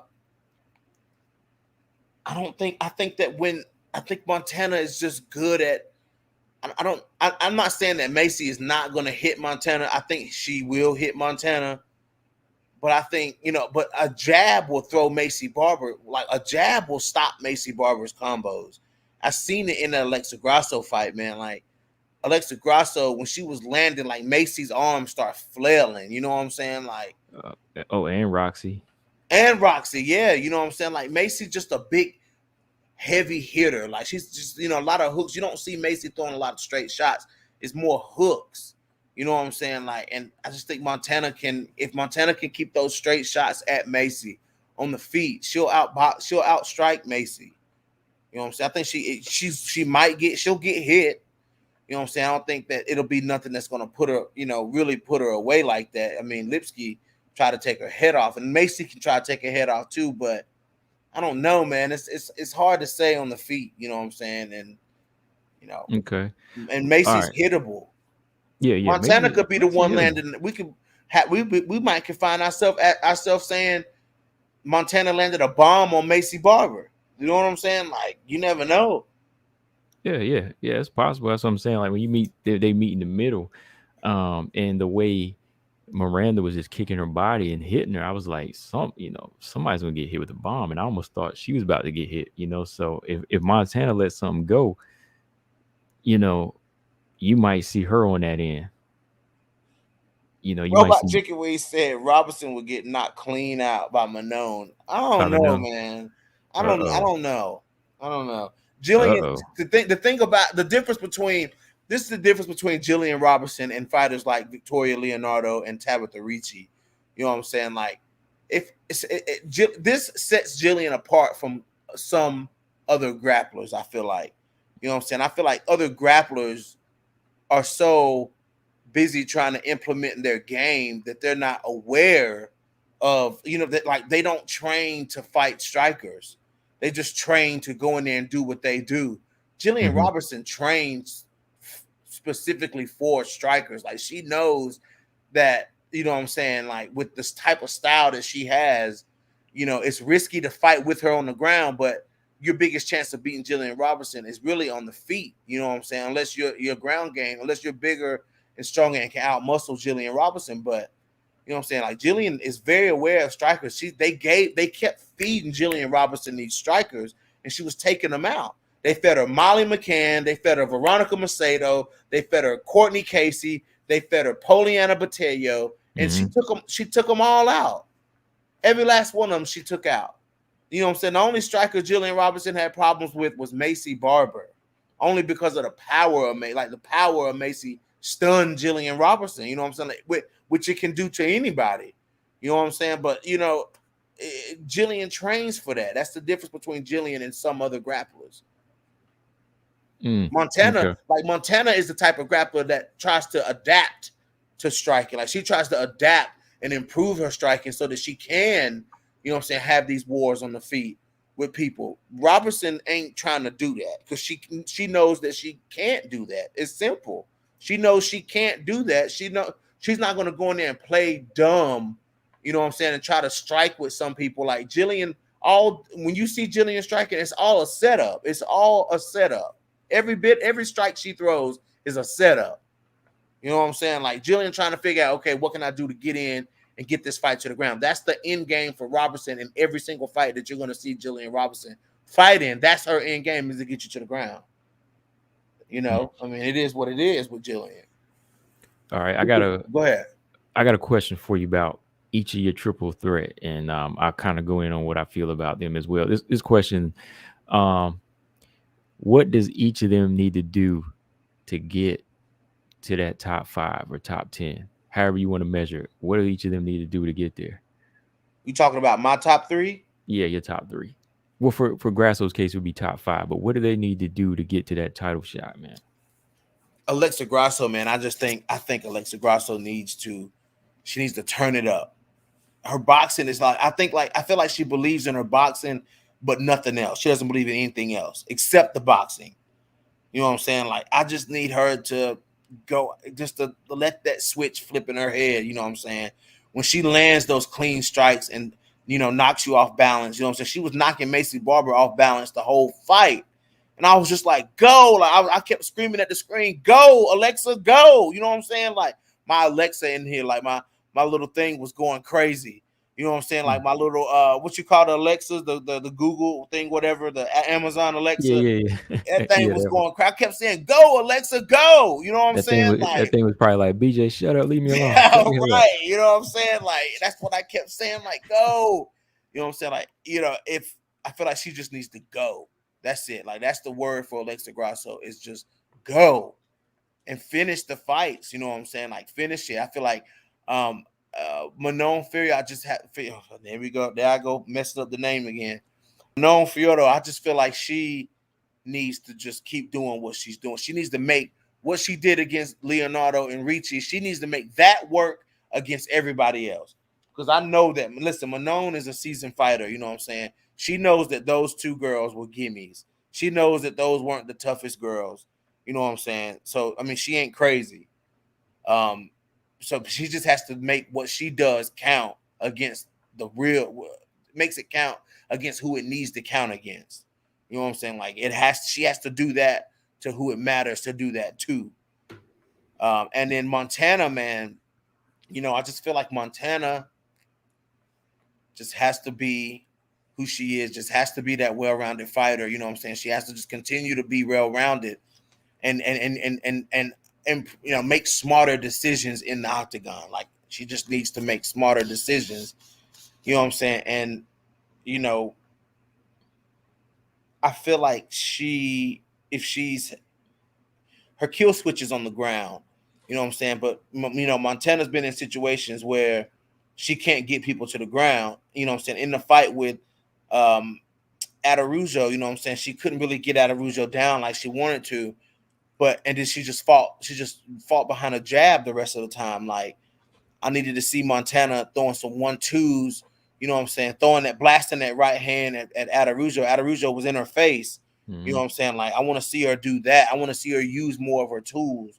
You know what I'm saying? She stood and traded with Romel Barella, you know what I'm saying? Landed that lucky shot. You know what I'm saying? I think I need her to throw those strikes in that fight with Atarujo. If she ever finds herself in that situation again, you know what I'm saying? She needs to rely on the power. Like, you know what I'm saying? She needs to, like in the fight with Breno Silva, she abandoned the striking when she was winning that exchange clearly. You know what I'm saying? She was clearly winning that exchange. You know what I'm saying? On the feet, all the exchanges on the feet, she was winning. You know what I'm saying? And she abandoned that game plan and tried to go to yeah. something else.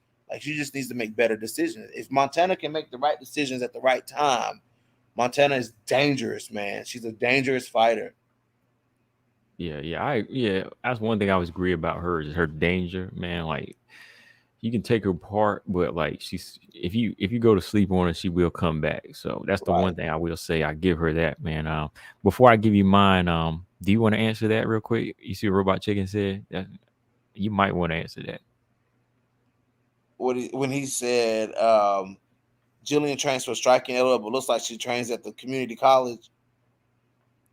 Yeah. Uh, Robot, man, chill, bro. Jillian is a dangerous fighter too, man. We all seen it. You know what I'm saying? We all. I bet y'all was looking wide eyed at that screen.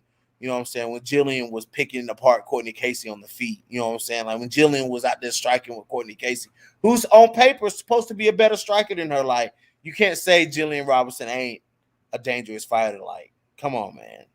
Yeah. I picked Courtney Casey when it came to her striking, so I don't know what happened in that fight. Like, I mean, Jillian out there flowing combinations on Courtney Casey. I'm like, I, what? I don't know what happened, man. I'm But like, wait a minute. let me see, y'all. I think, man, like for Taylor, I think for her, man, she just really needs to.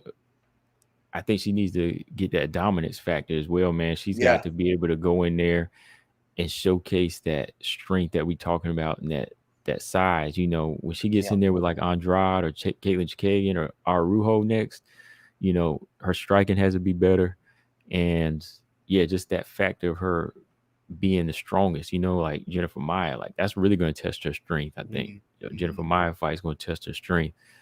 Um, so that's why I say about her, it's got to be the strength and the presence. Miranda, for Miranda, I think she's, like I said, one of the fighters in the lower ranks that shows well roundedness, but she needs to be dominant. She needs that yeah, Manon factor to be dominant because she's smart. She's one of the smartest fighters, but she needs that couple of things where she can just rely on and just make you say, look, wow, she's controlling the fight. You know what I mean? Like she's controlling it. Like a couple of things she needs real to work on really solid and just be dominant and like win in that fashion. Like the way you see Manon take fighters apart with their striking, it's got to be something. Um, and I think just overall, um, her pacing, just so she won't run out of gas in the third round. yep. I think her pacings need to be worked on. But other than that, I think she'll get to the top 10 by next year. I think for sure. I think she's smart enough to get there and knows what mistakes she made. So that's what I would say about Miranda. For Manon, um, I think her defense is going to be a thing. I seen her get hit a couple of times. Mhm. She got hit a couple times when she pulls back. The chin can get, the chin can get touched. And higher ranking you go, you don't want to be getting touched. Um, Ground game, I know she's working on that. Mm-hmm. I think that's one, two, yeah, them two things is something we Oh, need to ground game see. don't look bad though. Yeah, don't look bad. Don't look bad at all. But No. it's something we'll want to see as she gets up the rankings. But yeah, defense is something I really want to see her work on though for sure. But other than that, I mean, like, I think you put her in there with I won't even say the right people. You just put her with anybody in there, like right now. I think she's like on a mission, man. Like to me, she shows like deadly mission. Like she's not taking no for an answer, man. It's just her style. So who's next for? After Myra Bueno Silva, Who's next for Maverick? oh man, I know everybody's been mentioning Sarge, man. That's a That's a good fight. that's a good fight, but it's like I texted you the other day, man. I could see them trying to put her in there with another unranked fighter like Melissa Gatto. Okay. Just like now how matchmaking works and how they do. I could see them trying to put that fight up there, but I would like to see Miranda in there with another top 15, but that's why they made her lose so she wouldn't have to get another top 15. They're kind of doing a little dirty there, man. Oh yeah, for sure. Yeah, absolutely. So, I know how they do fighters dirty. Yeah. I mean, um, do you think that Sarge Eubanks can be what everybody's talking about? Come, you know, going forward in this division. Like, do you feel like Sarge can go in there and beat, a Jillian Robertson, or she can go in there and beat a Manone or a Bueno Silva or something like that? Mm. I think to me, I think Sarge needs to pick up for me just because she was in the division before these girls, like 3 years ago. I think if she can get her weight right, and get a good win, maybe over one of them fighters like Jillian Robertson, I think she needs to be back in like the mid part, like somewhere around number 10 or number 9. Okay. Just seeing as how she already beat Roxy and Lauren Murphy and them, she's already beaten them top level fighters before. So I think it's really just her. Like she's really her big enemy, when it comes to her weight.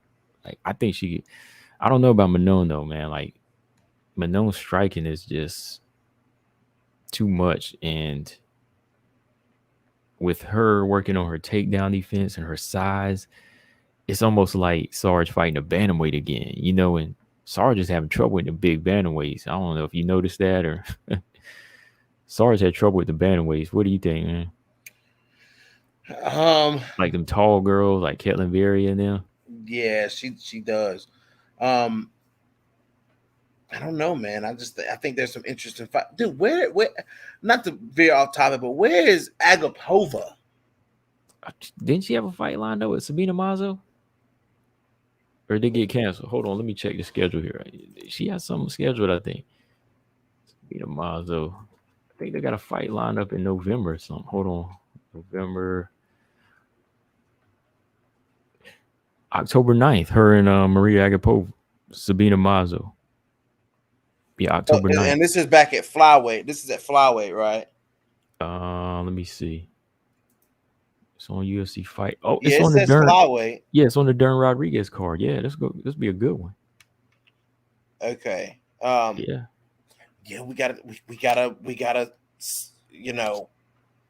Damn. I mean, this flyweight. So many flyweights, man. It's so many. That's. I mean, oof, oof. Oh, that's a good fight. Um. Yeah, I'm gonna have to go. I don't know what you see happening in that fight. With Agapova and I see Mazo winning this fight, man. I can see Mazo winning this fight. I think she's a bit of a slow starter, man, but when she gets going, man, she's got a lot of power. Yeah, she does. She does. And I think It- with Manon, not Manon, but with Agapova's lack of defense and when she can get hit, I think she'll be open for big punches here. I mean, Do size you and do reach. you think that there's any potential there for Agapova though to? I mean, because her striking looked dangerous in that fight with Hannah Cyphers. It did, but it was Hannah Cyphers. Right.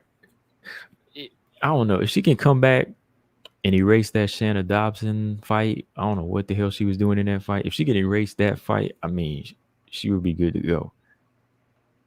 Maybe Hmm. pick up where she left off. Oh wow, Agapova was scheduled to fight Melissa Gatto like back in the summer. I wonder what happened.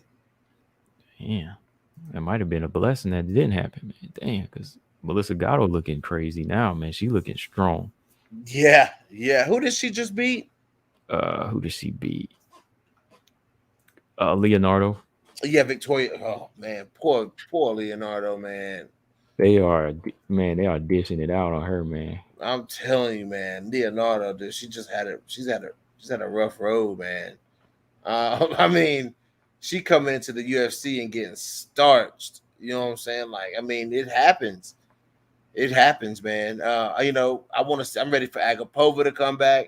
To be honest, I'm ready for Veronica Macedo to come back to see what we're gonna see from her. Macedo been getting her ass beat. You know what I'm Yeah. saying? Like, but I want to see if we can see some improvements from Macedo, man. All For right, I got a sure. good question here for you. Mark asked, "Who wins the title if Valentina retires?" Who wins the title if Valentina retires? What would be the fight that gets made though? Mm. What would be the fight that gets made? Lauren Murphy versus who? Let's say maybe like Lauren Murphy and Andrade? probably be like Andrade. Say if Andrade beat Calvillo and they're still in the top five, it would probably be down to Lauren Murphy and Calvillo or Chikagan again, or Grass or Taylor Santos if they got there. And Jennifer Uh, Maya, I want to count her out. So I mean, oof, dude, that's crazy. I think that if Valentina is gone, we see that title change hands a lot. yeah, yeah. I think that like kind of like strawweight. You know what I'm saying? Mm-hmm. Like nobody's ruled strawweight like Joanna ruled strawweight. I mean, you can say what you want to say about Joanna, but nobody ruled that division like Joanna did. So strawweight it's been changing hands. Bantamweight no change. You know what I'm saying? Like so. I mean, if Valentina is gone, that title gonna bounce all over the place. Who could Mm-hmm. you see possibly? I can see Andrade maybe holding on to it for a while. Yeah, I think Andrade will probably get like a good 2, 3 title defenses. But I think if she faced like a big flyweight like Maya or Santos, I think that would be her problem. Or Manon if she got up to that point. You Like, think them big flyweights are problems for Andrade? yeah, I do. I do. I think them big ones that like if she can't get them down, I think those would be the problem for her. Hmm. Jennifer Maya is always like the hidden little, you know what I'm saying? Like people forget about Jennifer Maya, but it's gonna be hard to beat Jennifer Maya though. Mm-hmm. It's like you know what I'm saying. It's gonna be hard to beat Jennifer Maya, dude. And she big too. You know what Yeah. I'm saying? Like, oof. Well, Robot Chicken said, well, he made a point here, but I'm gonna switch it up. He said Maverick could fight the winner of Ali. What if Maverick gets the loser of I and Lee, and Manon Fiero gets the winner? I'm good with that because for Maverick, a Or the win other way over. around? Yeah, I mean, either one of them, is a good name for Maverick, Jessica I or Andrew Lee. yeah, Either yeah. one of those wins look good for Maverick, Hmm. whether they coming off of a win or a loss. You But know, yeah, but the thing is, I don't know Miranda Maverick. I mean, Miranda Maverick and Lee train together, so let's just say she gets I regardless then. And then we have Ooh, to give Manon to Andrea Lee. That would work, yeah. It's hard to beat Jessica I though. It's hard to beat Jessica I too. Yeah, it's hard to beat her, man. Like that girl got some gang of losses, but it's hard to beat her, man. I don't know what it is. I'm just, I'm just Like, saying, man. I know they hate Jessica I do. I know people be low key mad when they see a contract with Jessica I name on it, man. Because it's time to fight. Yeah. You know what I'm saying? It's time to fight when you got a contract that say Jessica I on it. You know what I'm saying? So, oof. Daniel Edwards said they'd move Weili to 125 to fight in Val's presence. I don't know. Do you think they would if she retired? You think she would take Valentina's place and fight for the belt? Um, I don't think it'd be smart. I could see them doing that for business, but it ain't I can see smart. them doing like Andrade Zhang 2 for the strawweight, you know what I'm saying? For the flyweight championship, you know what I'm saying? Like Oh that yeah. that would be dope. But then again, by the time if Valentina does decide to leave 125 or retire or whatever, by that time we will also have a healthy Tatiana Suarez. Mm-hmm. Like we'll have a healthy Tatiana Suarez. And we need a Joanna at flyweight by now. You know what I mean? Like Like I wouldn't be mad if Joanna went to flyweight. Like if Joanna was like, you know what, bump strawweight, I'm going to flyweight. I would be like, oh shit. Like flyweight would become a whole new beast once Tatiana. If Weili moved up to 125, Tatiana Suarez got healthy, and Joanna Young Jacek says I'm going to 125. Like you man, got a whole different division, bro. it might be better for the better too, man. You know, Daniel says we need to move on from Suarez, unfortunately. Nah, dude. no, we can't move on Nah. from him. You No. crazy, dude. You crazy. You crazy, Daniel. You crazy on that, bro. Yeah, Gordon. I don't you mentioned Claudia. I think Claudia. Yeah, they said she's out for some. Yeah, Mark said it, concussion issues. I don't know if she'll fight again, man. Who, Claudia Gadelia? Mm-hmm. I mean, she Yeah, done she. been. I mean, think about how much Claudia Gadelia done been beat up, though. Come on, man. Mm-hmm. She done been beat up, dude. Like, and that's what Veronica Macedo dealing with. She dealing with Yeah. Mm-hmm. concussions too. Yep. That's crazy that these girls going through that, man. But yeah, Defense, dude. If man. that were to combo, we calling it now, dude. Like, if that were to happen, bro. If Zhang moved up to 125, you know what I'm saying? Ooh. Mm. What you know what I'm saying? Another what if I've been thinking too is what if Mackenzie Dern does, you know what I'm saying? What if she does become the champion at strawweight and challenges Valentina? Because it's very possible for Mackenzie Dern to be champion at 125. I mean at 115. Very extremely possible. Oh You yeah, know, yeah, definitely. It's there. Yeah, because so like, what if Mackenzie Dern called out Valentina Shevchenko? oh man, if she called her out, I'm giving her all the credit in the world. But oh man, like I don't know if she's ready for that fight, man.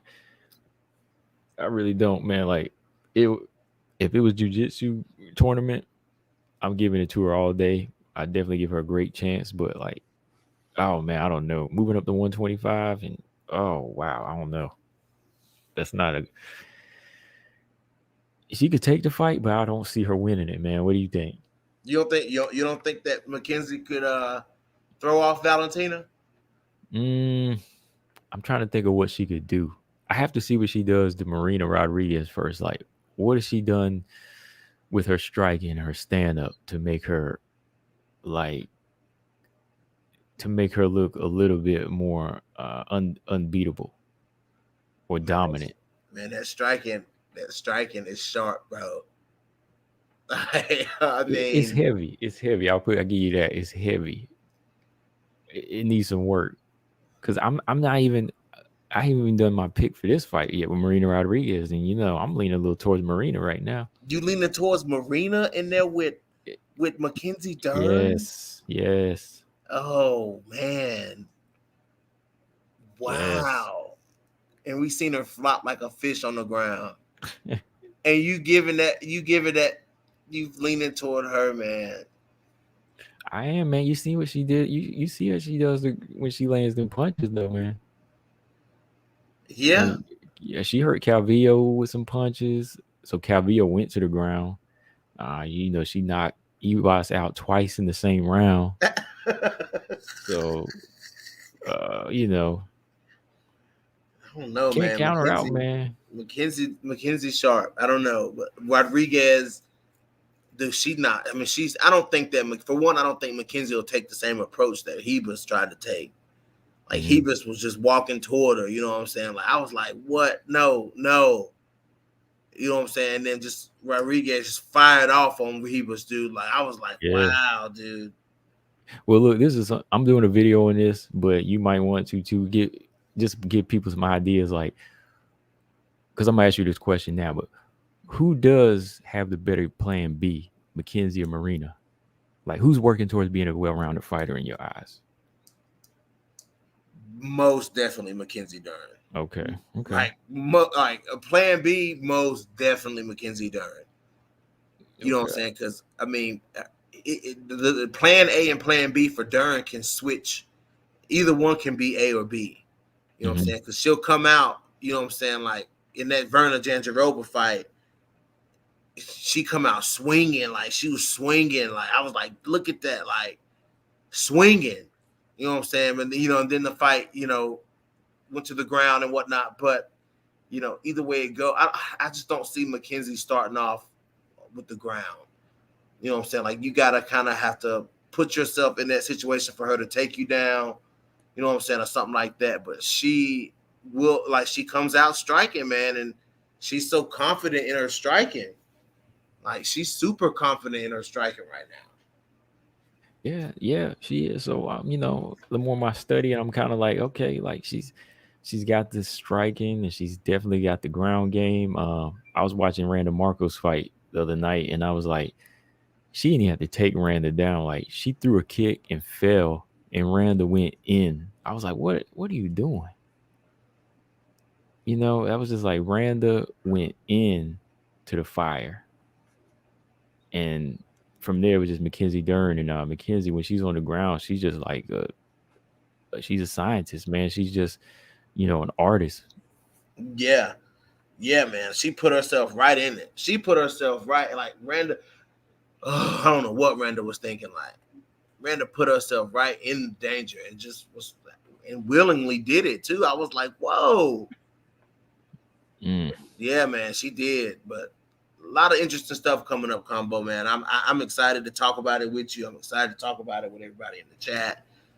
Like I'm just excited. I'm excited for in women's MMA hot. We say this every time when we link up on a show, man. Like women's MMA is hot. It's hot right now.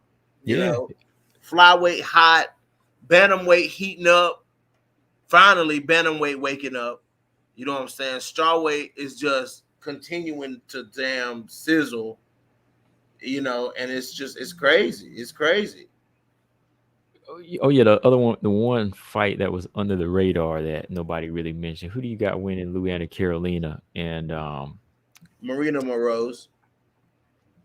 Marina Monroe? I got Marina Moroz winning. Dang, you said that before you said her name. Why you got her winning, man? Just Luana just easy to get out of there, man. Like Lipsky got her out of there. If Lipsky can get you out that quick, you know what I'm saying? Like Lipsky got her out of there quick, dude. You know what I'm saying? Yeah, Like she got her out of there with the submission, though. Do you think Marina Monroe gonna submit her? if you let Ariane Lipsky submit you, then yes.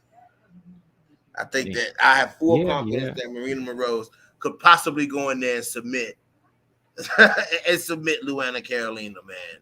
Dang. You Okay. know what I'm saying? Like, I mean, totally confident. I mean, like Lipsky snatched that knee bar up like it was nothing. Okay. And I'm just like, okay. You let Lipsky, who has no ground game, you let Lipsky submit you. You know what I'm saying? Like I felt like Carolina just wasn't aware of where she was in that moment. You know what I'm saying? Like Yeah. she's probably not that good on the ground either. If she wasn't aware of where she was, where she was at. So, Marina Moroz, crafty striker, she's pretty real. I wouldn't call her one dimensional. Yeah, no, I don't think she won the mention. I mean, she did put it on Myra Buena Silva nicely. Man, I want to go back and watch so many of these fights, man. So many you forget about. Like when you just said she put it on Maida Bueno Silva, I'm thinking, damn, they did fight. Yeah. You know what I'm saying? Like, damn, man. Yeah. That's why I said if Manon touches her the way Marina did, man, she might get her out of there. For real. You never know, man. What's going on? We got two of Andrade's latest subscribers on our OnlyFans in here. We got Ooh. Stamina and Marcus Bell in the building. Oh hell, Marcus Bell. Oh no, he ain't subscribed to Andrade. I'm sorry, that's the other. I think what's her name, Roxy, something like that. Daniel Everett said Marina all day. Oh boy, yeah, he got Marina too. Well, yeah, I can see that. Yeah, okay. All right, what's one fight that you're really looking forward to this month of September, man? I mean, for me, there's a lot, man. I can't pick. Let me look. Let me see what's coming up. Let me look up here. I mean, we got Pull it Deanna up on my Bennett phone. and Laura. Oh, I'm next looking weekend. forward to that. Yeah, I'm definitely looking forward to that. I think Laura gonna get Bennett up out of there though. You know what I'm saying? yeah. Like she gonna get Bennett up. I think Laura should be fighting Kill Holtz. To be honest, I would like that fight. yeah, I want to see Alejandra Lara fight Kill Holtz or rematch Juliana Velasquez. Like, I mean, Q Holtz and Laura, that's like my two top, you know. That's got to be like my top hottest WMMA fights. If I ever did a list, they're like my number one and number two. So, yeah. yeah, Laura's exciting, man. Like, I like Yeah. watching Laura fight. Let's see. Let's look at these fights. Lipsky, Mandy Bohm. I think Lipsky gonna get Bohm up out of there. Penny Kianzad, Raquel Pennington. That's a good fight. I think somebody said earlier they got Rocky winning that fight. I can't remember who that was. I got Penny winning that fight. I got Penny too. Yeah, I got Penny winning that. You know what I'm saying? Penny is evolving. Like Penny looking better. Her striking looking better. Like Penny looking good. So I'm gonna have to go with Penny Kianzad on that. I think Penny can outwork Rocky. Rocky been gone too. Like Penny can outwork Rocky. And then you move on to Shevchenko Murphy. I think this is a shutout. I think Murphy gonna try to scrap it out. But what I'm most looking forward to, only because of you combo this month, I'm looking forward to two fights, and that is Roxanne Taylor Santos. I want to see. This is where Taylor Santos can prove that she's as good as y'all say she is. Mm-hmm. Okay, like if Taylor Santos can beat Roxy, then let's go. I'm bought in on Taylor Santos, and of course Shitara versus Manon Fiorito. You know what I'm saying? Like, I gotta see that. I gotta see Manon pass that test, man, because Bueno Silva ain't no lay. She ain't no lay down for nobody, dude. Like nobody goes in there and just, like really just easily beats Maida Bueno Silva. So she won them sneaky threats, man. Like Bueno Silva won them sneaky threats and stuff. So we'll see. I'm looking forward to those, dude. I'm gonna be nail biting, sitting up on the edge of the couch looking at that, dude. Oh yeah. I know Marcus and I think Stamina, they're looking for the Mandy Bowen versus Ariane Lipsky. Boy, like that's the biggest fight they want. I mean, it's all right, but it's not the best fight in the world. It's not the best fight, no. But I think Lipsky gonna get her out of there though. Yeah. And I'm somewhat looking forward to that. Who was that Emily Whitmire's fighting? Hannah Goldie. Yeah, I want to see that because I'm a big Whitmire fan. So yeah. Yeah, I'm going with Whitmire in that fight. Yeah, I'm gonna go with Emily Whitmire, and I'm about to put a video out too, combo. I'm gonna do it in the next day or so, but I'm gonna go through talking about champions, and I'm gonna say, why when the topic of the video is gonna be why when a new no matter who the champion is, people forget their favorite fighters when certain people become champion. Champions become unbeatable as soon as they become champion. You know what I'm saying? Like I just I want to make that video. Like all these people before Izzy became the middleweight champion, all these people were fans of all these different middleweights. You know what I'm saying? And Izzy becomes champion, and all of a sudden and ain't nobody beating Izzy. I'm like, wait a minute now. I still got full confidence that Robert Whitaker can beat him. You know what I'm saying? Like, different people like that. You know what I'm saying? Like different champions. People now that Ngannou is champion, now that he's champion, nobody can beat Francis Ngannou. And I'm like, wait a minute, well, Stipe already beat him. I got you. Yeah. Okay, I understand what you mean. No, I'm not on that train. Yeah, I know what you mean though. Yeah, so that's a good video because I'm not on that train. Like when what I saw that night, Stipe beat Francis Ngannou was a lot of work that needed to be done. Yeah. And when he redeemed that loss, I gave him a lot of credit, but I was like, to be dominant, there's a lot of work to be done. He just figured him out, but there's still a lot of work that needs to be done. Yeah, So. absolutely. But now when you talk about any name versus Ngannou, it's like, oh, he can't be beat. And I'm like, okay, wait a minute now. Even with Usman, everybody's saying nobody can beat Usman. You know what I'm saying? I'm like, I think out of the three of them, I think Usman is, to me, is the I think he's the more unbeatable fighter right now. yeah, Out of Francis and Izzy, I think he's more well rounded. yeah, Usman is well rounded, man. Like, I give him that. Like, I kind of get it with Usman because he knocked off Kobe Covington. He knocked off, Tyron Woodley. He knocked off Gilbert Burns. You know what I'm saying? So, like, I get it. Izzy need but that. that's just gonna be the topic of the video. Okay, Izzy need that Joanna takedown defense, man. Say that one more time. That's an Izzy need that Joanna takedown defense. Man, he need that, dude. And people just were so confident. People were so confident that Izzy was gonna beat Jan Blachowicz, and I'm just like, wait a second, like, slow down. Jan Blachowicz is a motherfucker. You know what I'm saying? Like, this dude is crazy. Like, this dude is, you know what I'm saying? This dude is one of the best of the best. You know what I'm saying? And what did we see when he went in there? We saw him defeat Israel Adesanya. You seen him beat Izzy at his own game. He went in there striking with Izzy and then scored those takedowns when those takedowns were needed to be scored and secured that bag. So it is what it is. Yeah, man. That was a good fight. I mean, I gave him a lot of credit, but Izzy was a little worried about getting rocked in that one, though, man. Like getting hit with a big shot. He was, he was. I mean, I don't blame him. He didn't want to get hit with one of them big shots from Blachowicz, but he just didn't have that next level there, like I said, like Usman does. So much more well-rounded, man. But yeah, man, been about 2 hours. I think we covered it, man. The triple threat on the rise for he covered the triple threat for No Filter MMA, y'all. Okay. I respect that. Respect it all the way. Yeah. But y'all know the triple threat over here. y'all know the triple threat over here, and two of them are fighting in a couple weeks, man. Well, let's look at it this way. Let's look at it this way, Combo. Let's see who's triple threat. You know what I'm saying? Gets the job done. Let's see, moving forward, who's triple threat gets the job done. Okay. And that's a topic. That's great material. That's great, conversational shit. But let's see who's triple threat passes the test. Okay, I'll do you one even better. Like, let's see let's see how many